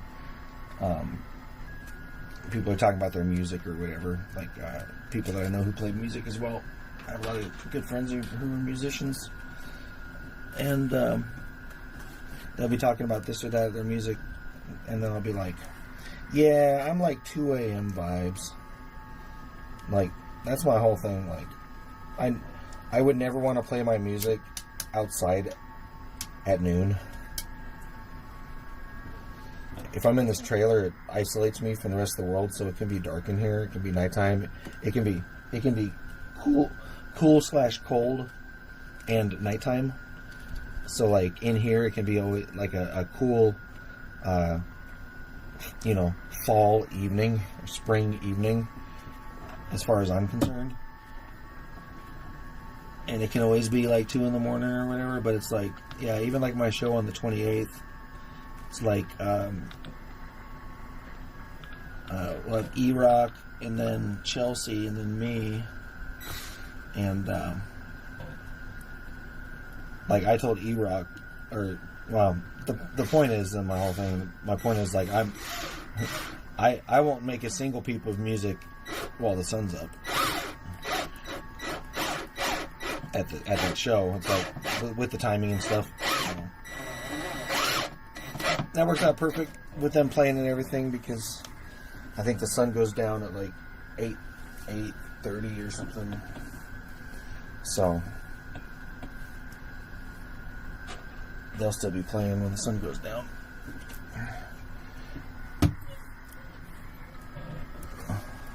Yeah, I was at a thing. One of those like the small town I live near has one of those things. I'm sure the town you live in, if you live in the United States, has a similar kind of thing where they're like, if you live in Bobstown, they have like Bobstown days, and it's like it's ostensibly historical about the town, or they may call it an arts festival or whatever. Even music thing or whatever, but it's like, well, that's on there. But ultimately, it's like it's that, but it's also it's the sheriff's department and it's like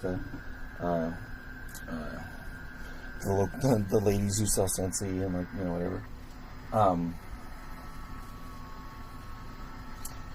But I was at one of those with a friend.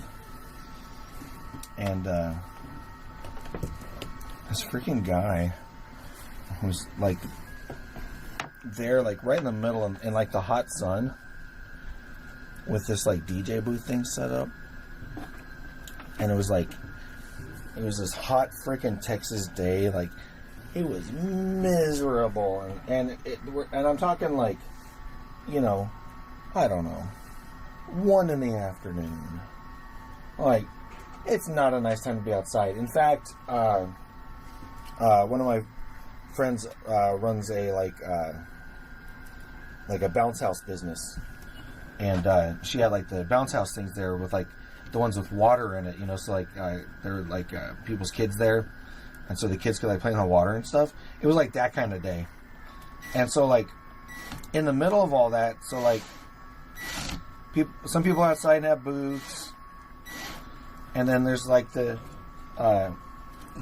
the fan of the bounce house thing that runs constantly when those are on. I'm talking about like one city block area.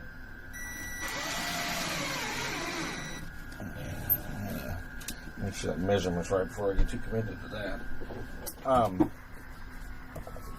And so you got like the fan of the the bounce house thing going.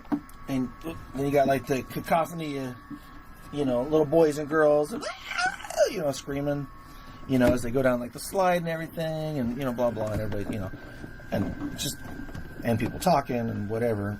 And then like in the center of that, sort of in the middle of the street, is this DJ guy in his booth, like standing out, like his forehead's completely like covered in sweat, standing outside, the sun blaring on him. And like he's got these like two 15. I think he had two 15-inch speakers. Like those ones back in the corner, they're 12s. So like the bigger speakers than the ones I have back there, and just what's playing through them is like at a too loud volume, so it's like overmodulated. It's just like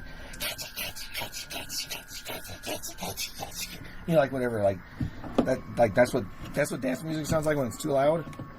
And then it's all overmodulated, right? And it's like, it's like, Jesus Christ, like, first of all, the guy's probably miserable, standing out there like that.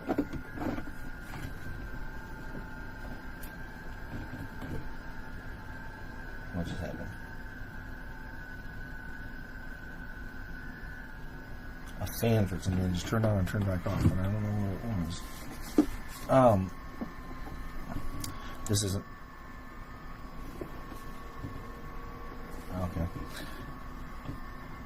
This isn't quite fitting in the slot.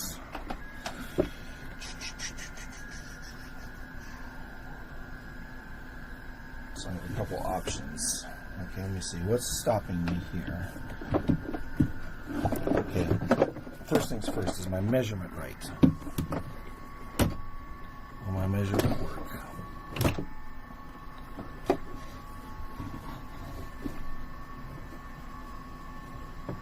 presents you further down. Oh yeah, I see. Okay, good. Okay, second step. What's stopping me here? This light fixture is too far forward. It needs to be forward because it comes at me at this angle. We're looking at it now. It could go back like another 2 or 3 inches and still be okay. Okay. Does that cause... See, now we're in a thing where it's like the one thing caused another thing to happen.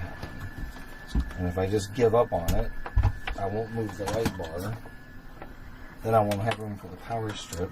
I'll have to figure out some other hacky way to make it work. So, I'm going to assume that that's what I'm going to have to do. But I'm going to look at it and say, does it actually make any sense? I think the fact that I'm clearing up all these wires and everything back underneath here means that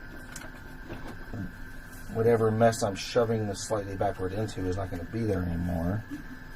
And it looks like over on the left-hand side here, if I move this slightly back, it'll actually give me a little bit more room for the power ports on the left-hand side as well, so it's probably a good idea. So, if I could only find my drill, I could do it. Wow, my God, fucking a squared drill bit.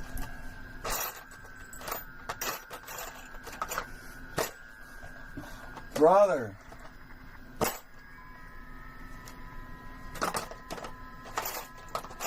Brother. I beg of you, please.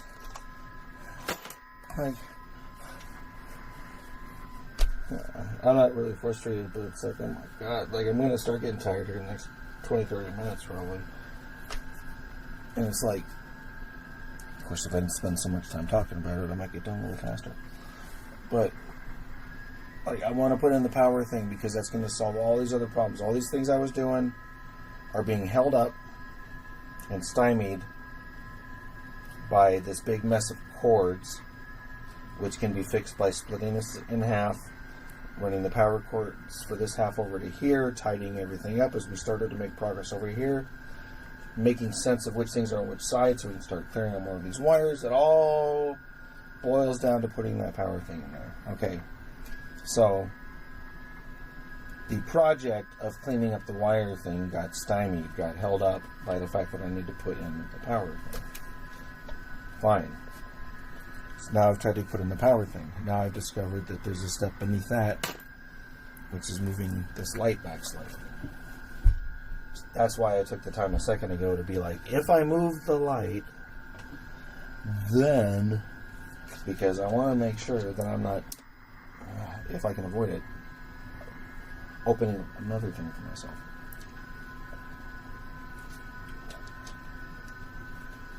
There's that episode of Malcolm in the Middle where Hal is I don't know, going to change a light bulb or something, and then people have used this as an ADD meme. Humid and hot today. Yeah, I know, I just spelled wrong. I was just teasing you. Yeah, Michael Mary says he used theremins on the sci-fi movies. Yeah, and the song Good Vibrations, too. I'm thinking about good vibrations. And then it goes... And I think that was the first... it was probably one of the only pop songs to use a theremin. Because, theremins were a spooky movie sound effect thing. And I actually programmed one of these to be a theremin for something one time. And it's fun. I like that. I really like that kind of thing as an instrument. I'm going to... Oh. So the lady who invented these, I bought 2 of them. I said, hey, here's what I'm doing with it. It would be cool if it did blah, blah, blah. But, I understand, this and that, blah, blah, blah. This lady sends out an email, the next week to, all the customers on the list or whatever, who had bought her thing. that was like, due to some recent conversations with customers, you know, this and that, and she wrote a custom firmware that did all the stuff that I wanted it to do. And I'm like, what? And like, that's my whole shtick. Like, it's like I have a hard time like communicating my message, I think. But like my whole thing is like that kind of thing. It's like, whoa, look what, you know, and we've had several conversations back and forth, and with ideas that I've had, and it's not me telling her how to do it, but it's like she's asking me for suggestions. She wrote a Chrome-based configuration thing, because I was like, hey, you know, like this is cool, but they're all on the same MIDI channel, and you know, and so she wrote a tool that's like, you know, like I or anybody could change the MIDI channel that it's on. And I'm like, this is so awesome, blah, blah, blah. And then she released this, they used to be white on the top. Well, you can't see that because the thing's in the way, but they used to be white on the top, but now they're clear. And so, it's not on, but if I put my hand by this, the status indicator will come on, you know, and showing that my hand's above it. And so with the clear top, you can see that. And she's like, she sent out this email like, hey, I'm selling these clear tops, and this and that, and you know, for like $5 or whatever, you know, she's charging, like not a big deal. So if you want any, let me know. And so I was like, I sent her an email, and I was like, yes. I said, send me 4. I only had 2 of these. I said, send me 4 clear tops and 2 more of these. Oh no, and 4 more of these. I said, and 4 more. And she writes back, and she's like, are you serious? You know, like with whatever? Because I just wrote it back straight because I was serious. And she said, I'm not sure if you're aware, but she's in England. She's like, here in England, we have a thing where we just say something completely straight, but it's meant in jest. And so I just wanted to make sure that you actually wanted, you know, 4 of these. And I said, yes, send me an invoice. I want 4 more of these. So now I have 6 of them. So there's 4 of them here. There's 2 more that I still have reserved. I still have ideas for. That'll end up being built onto here. But yeah, with what you say about the old sci-fi movies and the sound effects and theremins and all that kind of stuff, it's like I started to realize I'm building this thing into the trailer, and it's like, yeah, I can have all these sensors, but if I'm in here, it's like I can have something up here. I can put my, you know, hands up to the roof or over to the wall. You know, and if I'm doing the thing that's built into here, I can do that. So, there's no rush for me to have to put those things on there and assign them to something generic just to do it. So right now, I just know in my brain that I have those available to me, and I have some ideas for them. In fact, the first thing I'm probably going to do is split my vocal channel, like me singing and stuff, and the music, and the ham radio one. In fact, the second one will probably go to, because the shortwave stuff doesn't come into the music right now. And so I'll probably have that in there where I can affect it. The way this is going organically, that's probably what's going to end up happening. Okay, so I need 2 square-headed screws. And, yeah, 2, no. I know what I need. I didn't say it right. I need 2 square drill bits. 2 square drill bits.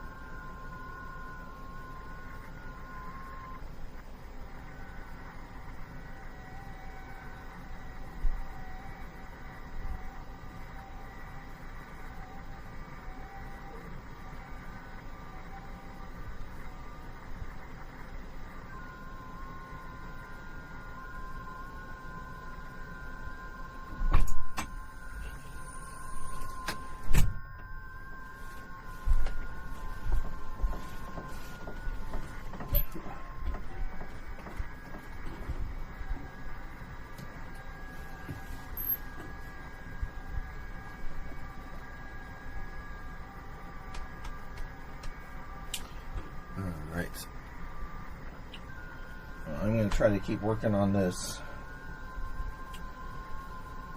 But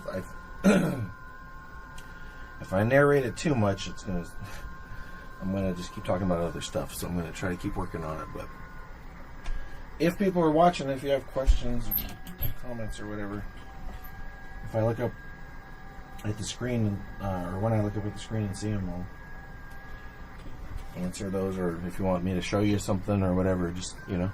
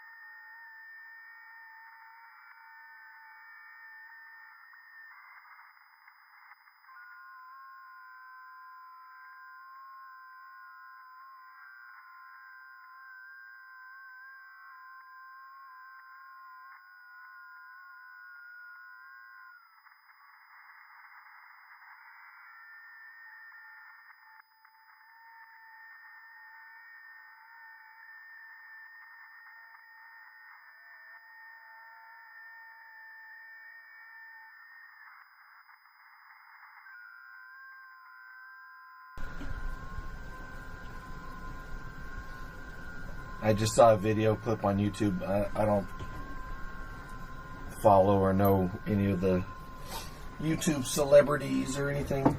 I just kind of knows some of those people are, I guess, but that showed this. I guess there's a meme. They're talking about fair use and stuff on YouTube, and excuse me. I guess there's a meme of that Hassan Piker guy,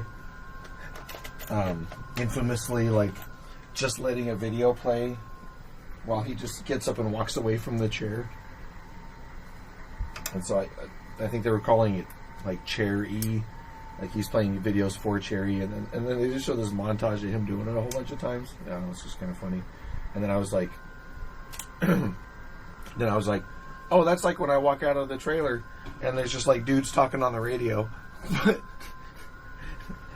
That's the whole point of that part of the channel. I'm not stealing somebody's content or whatever, but it's I just thought that was kind of funny. It's like, hey, I'm going to step out of the trailer here for a minute, just listen to these guys for a while. It's like it's the same shit, like sort of.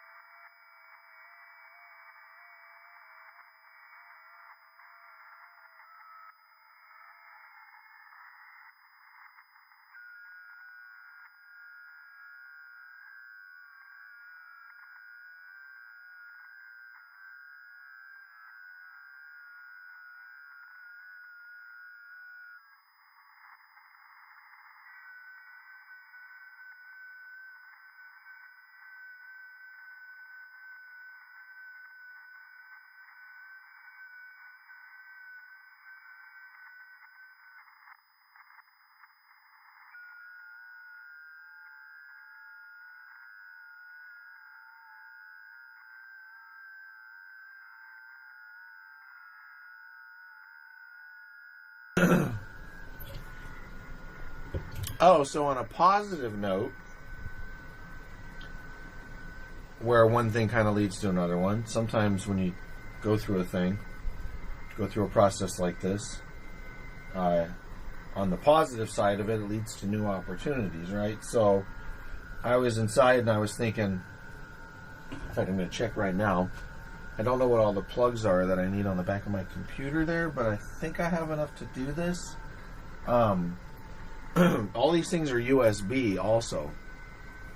So, a few things, maybe even just this, but I'll find out. But there are some things that are on this side. Oh yeah, like my DMX box and stuff's all on this side. And maybe it doesn't have to be.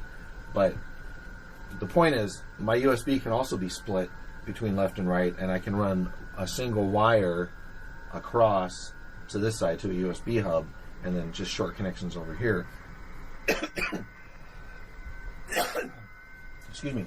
And then that would eliminate a lot of, like mess or whatever as well.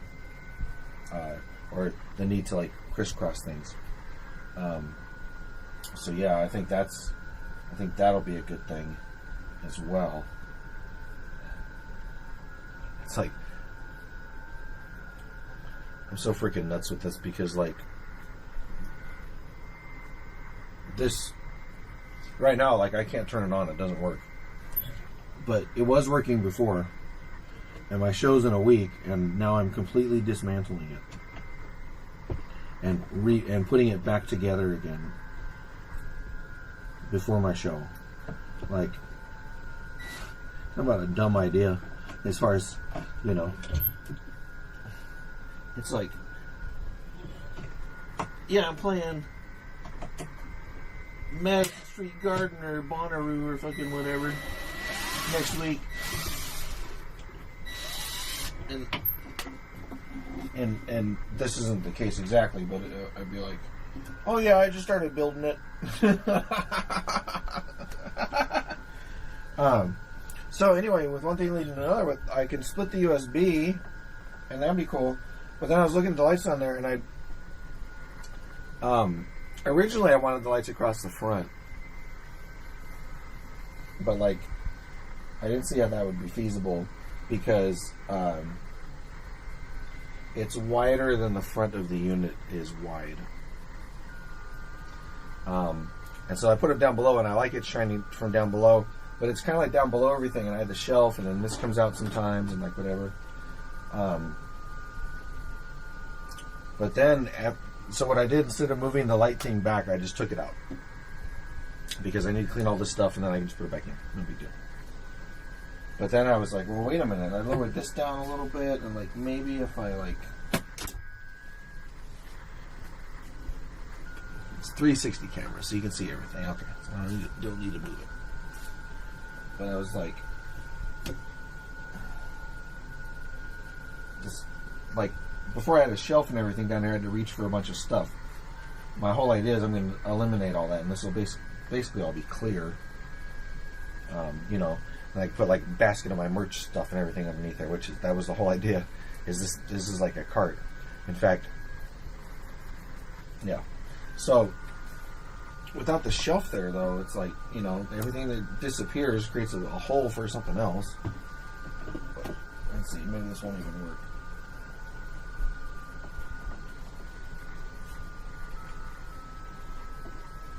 It's like if I put a piece of wood across, I can put it down here like this. It's a little cramped, but it's just as cramped down below.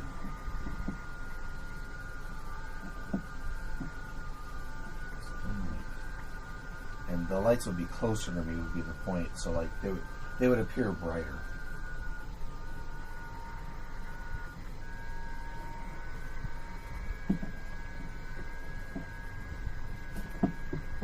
That is not a thing I'm going to do right now, if it is the right idea.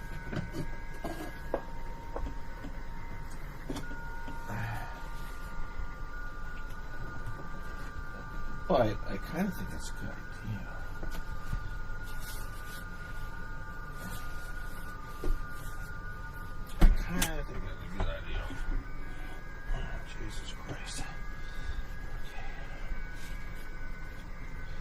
first instinct is lean this against the wall, but the trailer's shaky. That's why you see me stumbling around here all the time.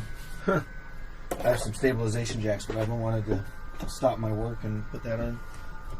Screw them in. Since wobbles around a lot.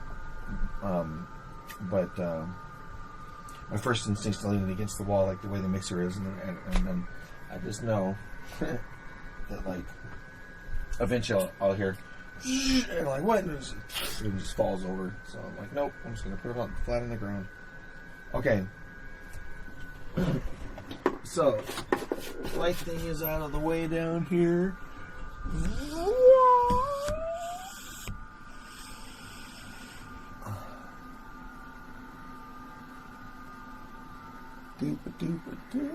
Light thing is out of the way. Okay, look at all that room we got.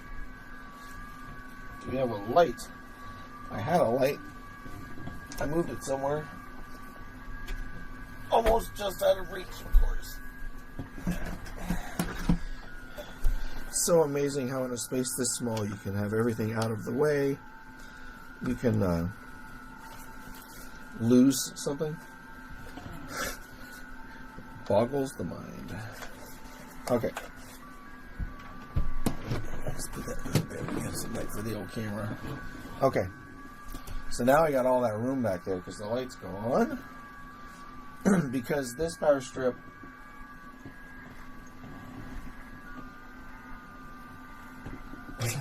let's set the light right on top of it. See? I swear to God, dude, the number of times I get my own way. Okay. This one has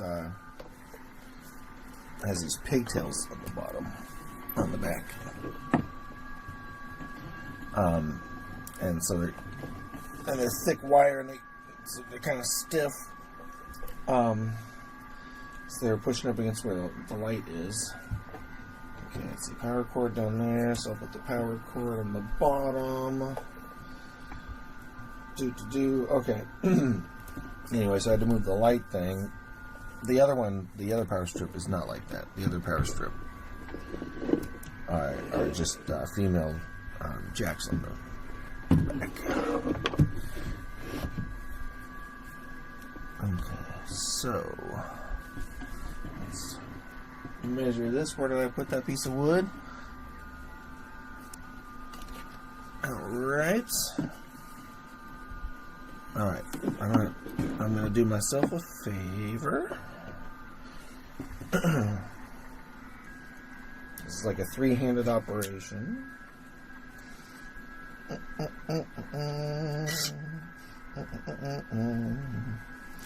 gonna screw these in until like just a little bit of the screw is sticking out of the bottom of the wood.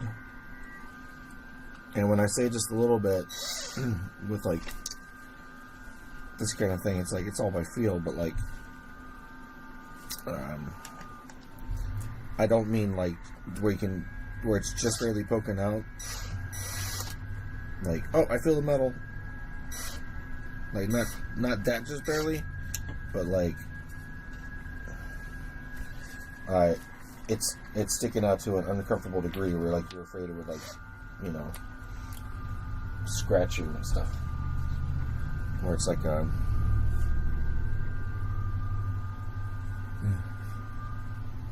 you can't see, but like a good 1/8 of an inch at the most. But anyway, if it's like that instead of like just barely sticking out, you want to do that and have it so it's barely sticking out, so you can kind of pre-drill it so it's already there. But if you have it about like a 1/8 of an inch out, not like a 1/4 of an inch, but about an 1/8 of an inch, that's just enough where it's like you can sort of use it like you can push just enough of it into the wood to hold it in place while it's doing its thing. You have too much sticking out, and then the body of the drill bit is sticking out and then acts as a pivot point against the surface of the other wood. But if it's too short, it'll slip around on the wood, obviously. But if it's like just the right length, like just about an 1/8 of an inch, especially on softwood like this, you can kind of like, you can push it into the wood a little bit too, like, and that's just about the right length where like it'll just go in, and then this piece of wood that's sticking out of sits flat against the other piece of wood. You know, if it's too long, the screw itself sits like this, and then your board isn't straight when you're putting it down, but just enough, and it just goes, it just sits there flat like this. And then I just use this as a guide. I only plan on putting one rack mount thing here, but just to test, I'm gonna try to. Oh, she's in there tight. Oh, because this is sandwiched between two pieces of wood. Okay. I'm gonna slide this across to see, make sure it's like pretty much parallel. Because I use the flange and the body of this thing to make it quote unquote level. Okay, so I do that. Let's move it across. Still fits there. Slid up. Okay. Well, we got some wiggle room because you have some space where the screws go, but I think right about there. So if I can slide this out again.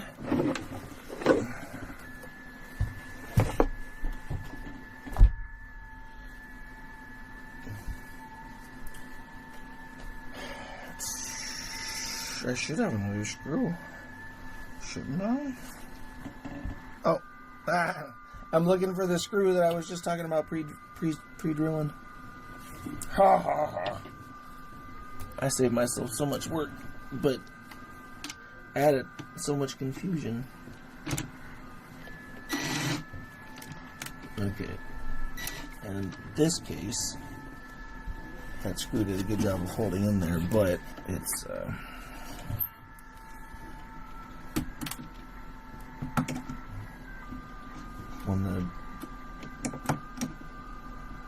it's actually screwed in too straight.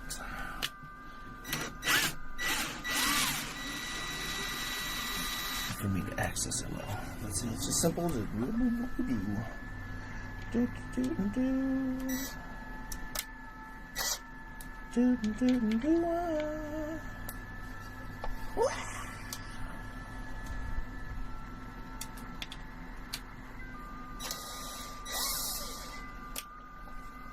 let's see what kind of thing will work with here.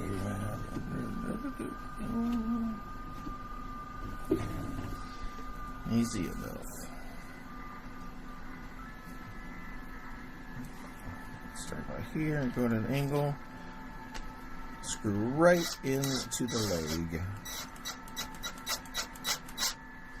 Generally an unsafe thing, but we're being very safe. We're doing sort of little bursts. We are making it go through the metal. Or through the wood. I can feel it poking through. Now it's poking my leg. That's okay. Alright. And just a little more.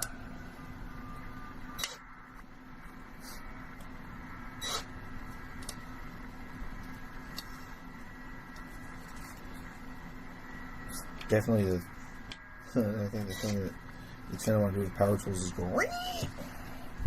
It's like, you can be gentle and it can not be so dangerous or whatever. Alright.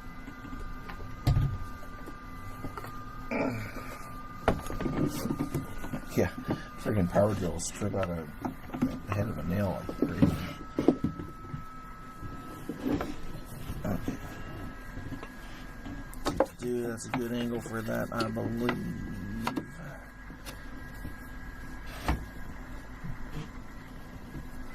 Does that fit there? Yes.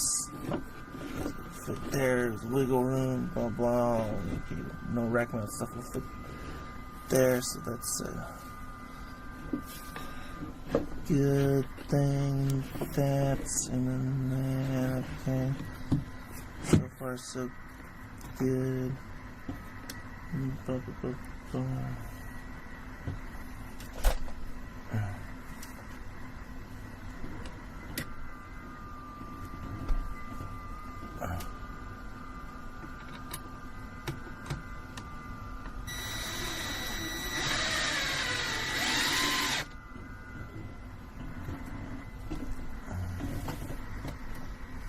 Really powerful, good mode.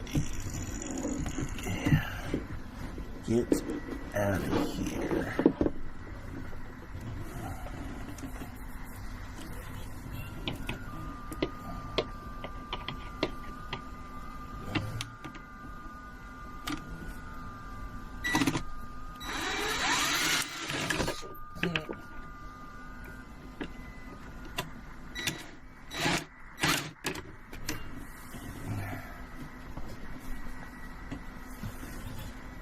Oh, right on the edge.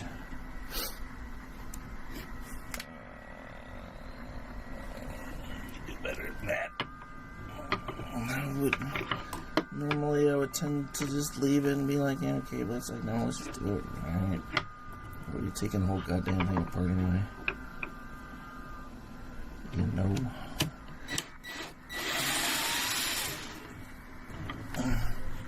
Might as well do it right.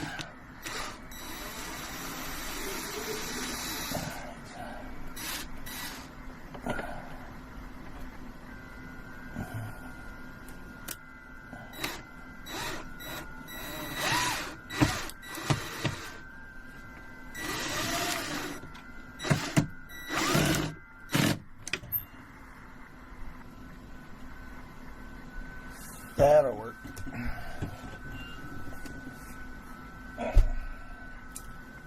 Okay, 4 little screws.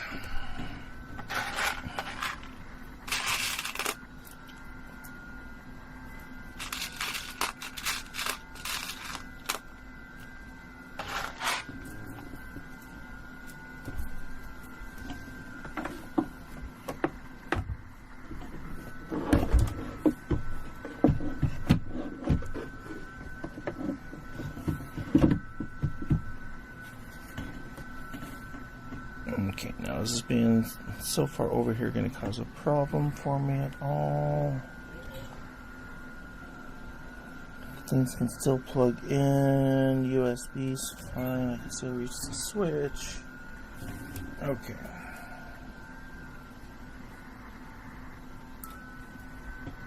Yeah, and if I put it farther over, it'll be harder to reach into where the computer is. So that'd be a dumb idea. Okay. We're...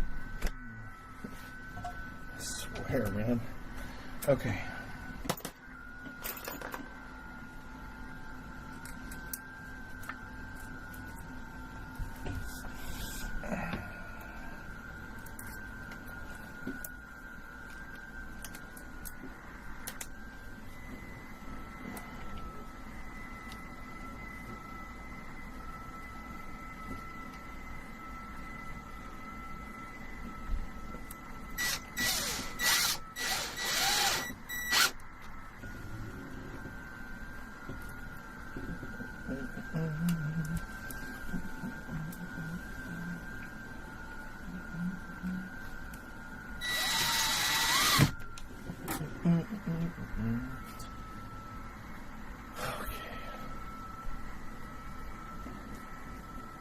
Michael Murray says it's 103 degrees where he is. That's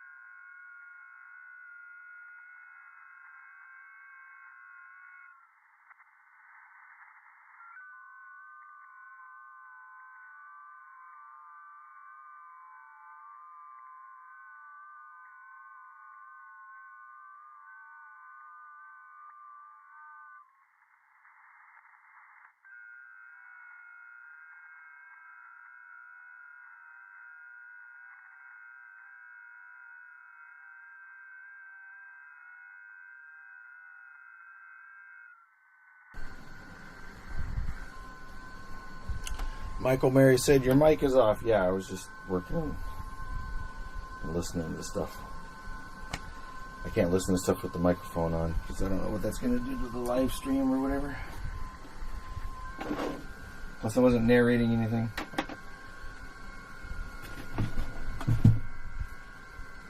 I got one more wire to hang up and then I'm going to bed and I'm exhausted. But it'll leave me in a really good place for tomorrow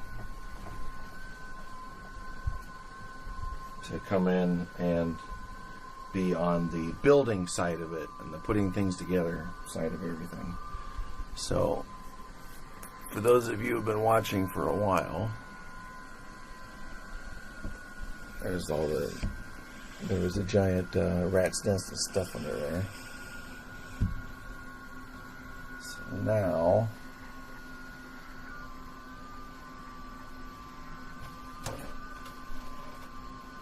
there's still wires under there, and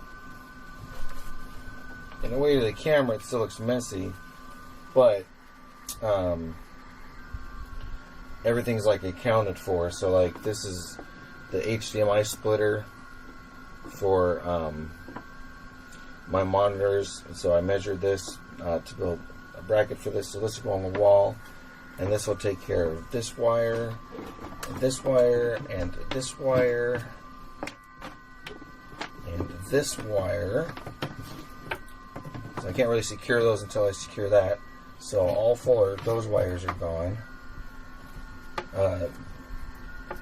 When I split the power thing up, blah blah blah. This is for, in fact, this will probably just get plugged in, but I'll have to run this and secure it. So this is accounted for. This wire goes to the DMX MIDI box, or it goes to the DMX light, which is controlled by a little DMX box, which I already have measurements for. It's a USB device. And so when I start assembling things back together, I need to decide like where that USB hub's going to go. Once I figure out where that's going to go, this plugs into it, and I can even use a longer cable if I need to. And then I can use the bracket that I already made for this to secure it. So we're on the downhill, so to speak, if we're using a bike riding analogy, on the downhill side of it, as far as just coming in and hopefully putting things together and stuff. And then this wire here is the last one I'm taking care of, because this is just a bridge wire between these two holes for one of the DMX lights. Power cord, and that's all the cords that are under here. So this last one here, in fact, I just picked up a screw that's the right size for what I need. I just need to get under there and like make this not be doing this, and then I gotta give up at some point during a day. Anyway, Michael Murray, if you're still here, yeah, I'm not narrating the whole thing, but I appreciate you guys hanging out and watching the datagrams come in and stuff. Once I get this all back together again, we'll have our VHF voices back during the day.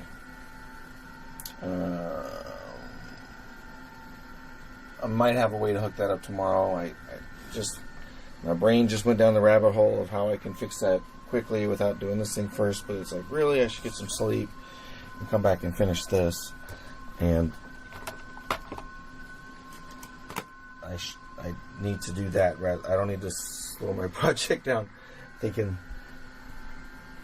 if a couple people stop by my live stream tomorrow, they may not hear VHF voices, and then they'll be mad.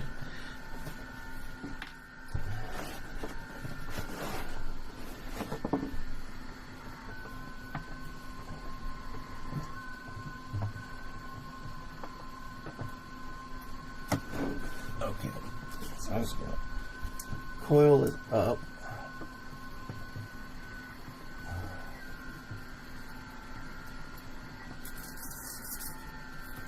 End of the night, I'm already down here, so I'm tempted to only cable tie wrap it on one side because I'm tired. And that's how all these kinds of problems start. Sometimes it's through a series of those. I don't want to get back and get another cable tie, but I just found one under here I can steal, so good. Yeah, I found one I can steal that will not cause me a problem for later. Okay. Because I've been good about strapping both sides of these. Coils of wire.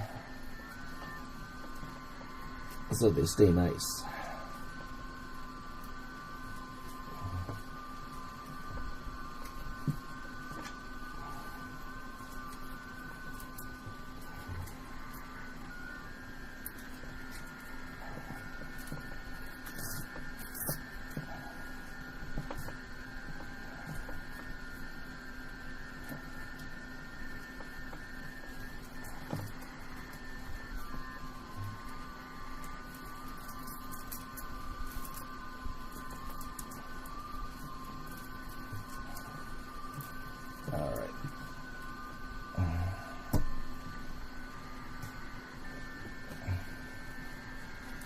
Cleverly, I went underneath here with the screw and everything I needed, but my screwdriver. Man, this is like when you gotta get under your bathroom sink or something. Oh, yeah, it's actually not as bad as that, actually, but it's close.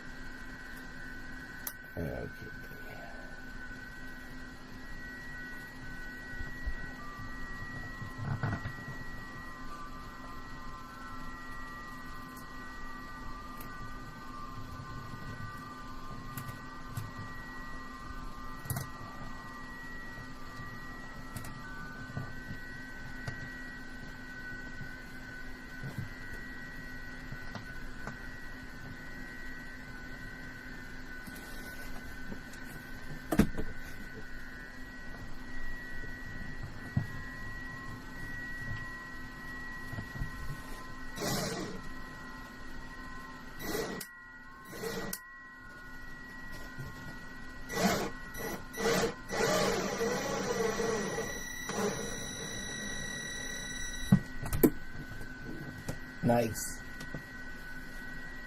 Oh. All right. So today,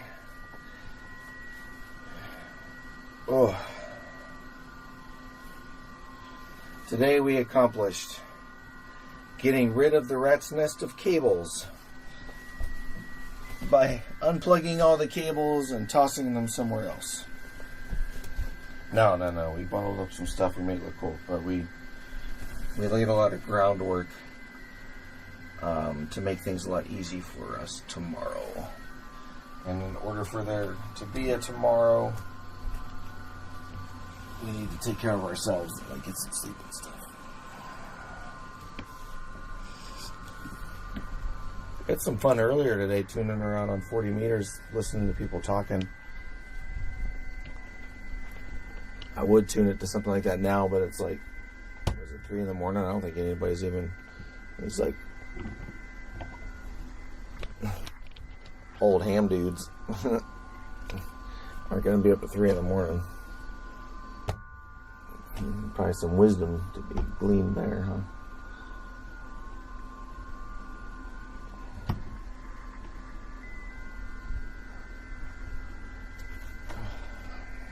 Okay.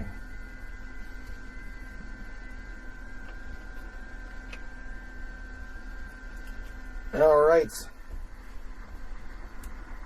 I think I did enough damage in here for one night, and now I'm starting to feel exhausted, so. Is anybody still here? There is. Cool. Thanks for hanging out on this. I'm not going to turn it all off. I'm going to turn off the 360 cam, though.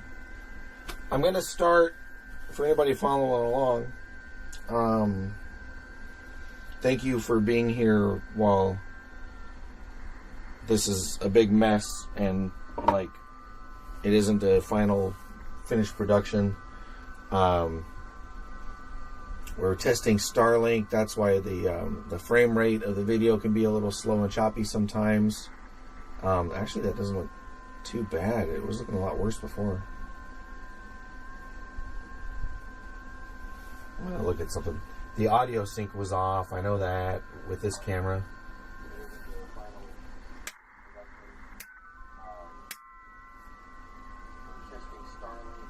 Yeah, so that's something I gotta fix. And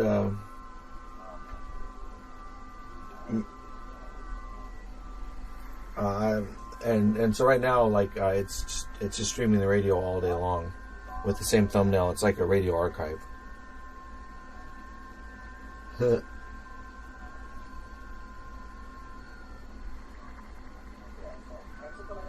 was the video. I missed it. I got the yakking, but did the claps happen? The claps surely came before the video. But what I'm thinking about doing, since it's like a radio archive, that goes 24/7. I have 2 different internet connections right now while we're testing. Come on. So I think what I'll do when I do a different type of live stream, like if I'm here in the trailer working, then I'll pop up the 361 and all that, and then in the meantime, this version of this I'll put this flat for people to listen to the radio and have the datagrams come in and stuff. But when I'm doing this like interactive or vlogging or whatever you want to call it type stuff, I'll put a separate live stream that would still have the radio stuff, and then you can have that too. So depending on what you're into, if you just want to listen to shortwave while you go to sleep and you don't want to hear me talking over it, then you can do that.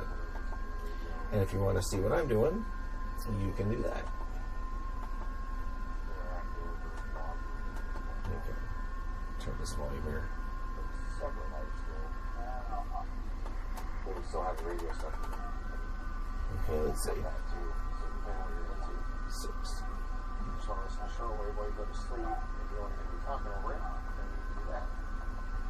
And if you want to see what I'm doing, you can do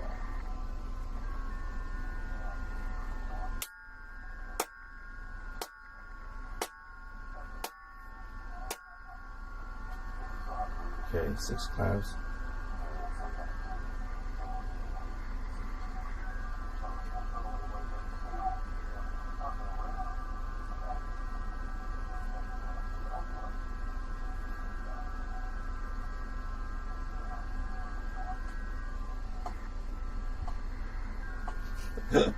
Wow. Okay. There's like a 4-second delay in the audio. That's insane. All right. 4,000 millisecond delay. Okay. So anyway, so that's something I need to fix too. Yeah, to make it so if I'm looking like this at the camera and talking, that my audio and video aren't out of sync. I'm aware of all that stuff. And I really, really, really appreciate the fact that a few people are coming in, hanging out, and are curious about it. The stream and the stream quality and all that kind of stuff, I'm trying to make improvements. I have a chat bot that runs when I'm using the radio. I have some cool things. But my show's coming up. And so right now, especially this next week, the stream is understandably my least priority as far as all the improvements and stuff, but I've still been working on it.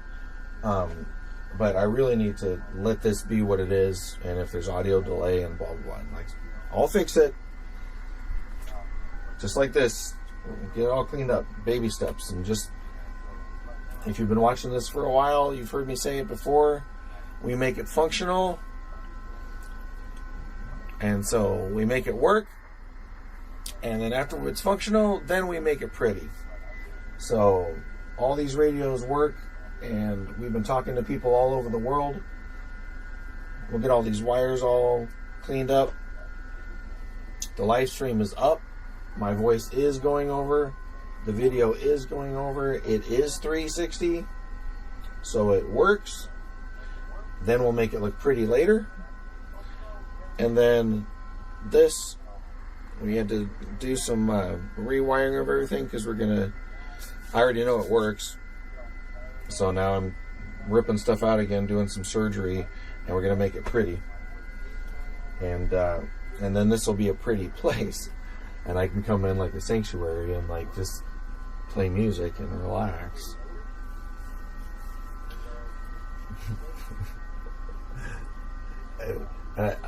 I don't care about being like famous on YouTube, but I was thinking like people, you know, like the 3 people that it says are watching, which I appreciate. But it's like people are like, yeah, I liked him when he was like building the thing and blah blah blah, but then he changed, and it's like, what? I started playing music, you know. But it's like I expect to like not be in here narrating stuff all the time, but you know how projects go.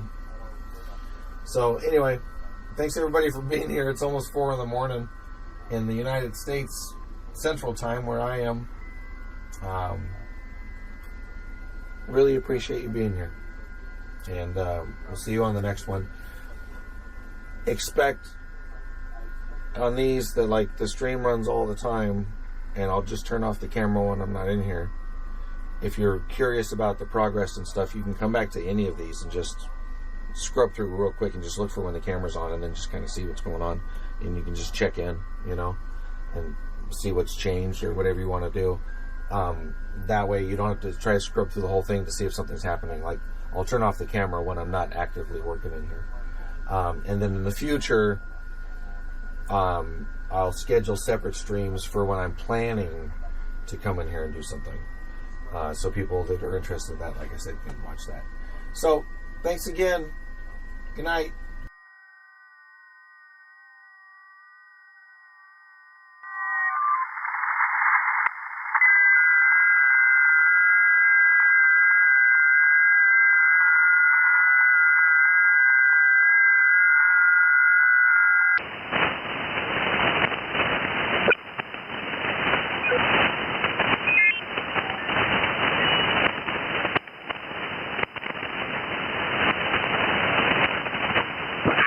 When in downtown Atlanta and Buckhead, the bars would stay open till about 4 in the morning.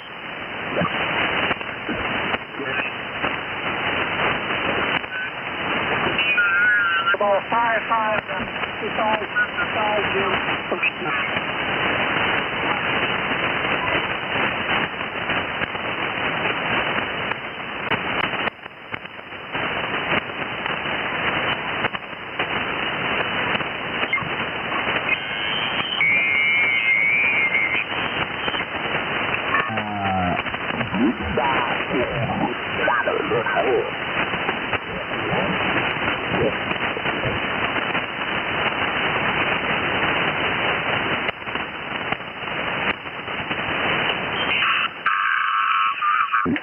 condo towers around within a block or two that a bunch of them have gone over to Section 8 because the original owners went bankrupt. And so, yeah.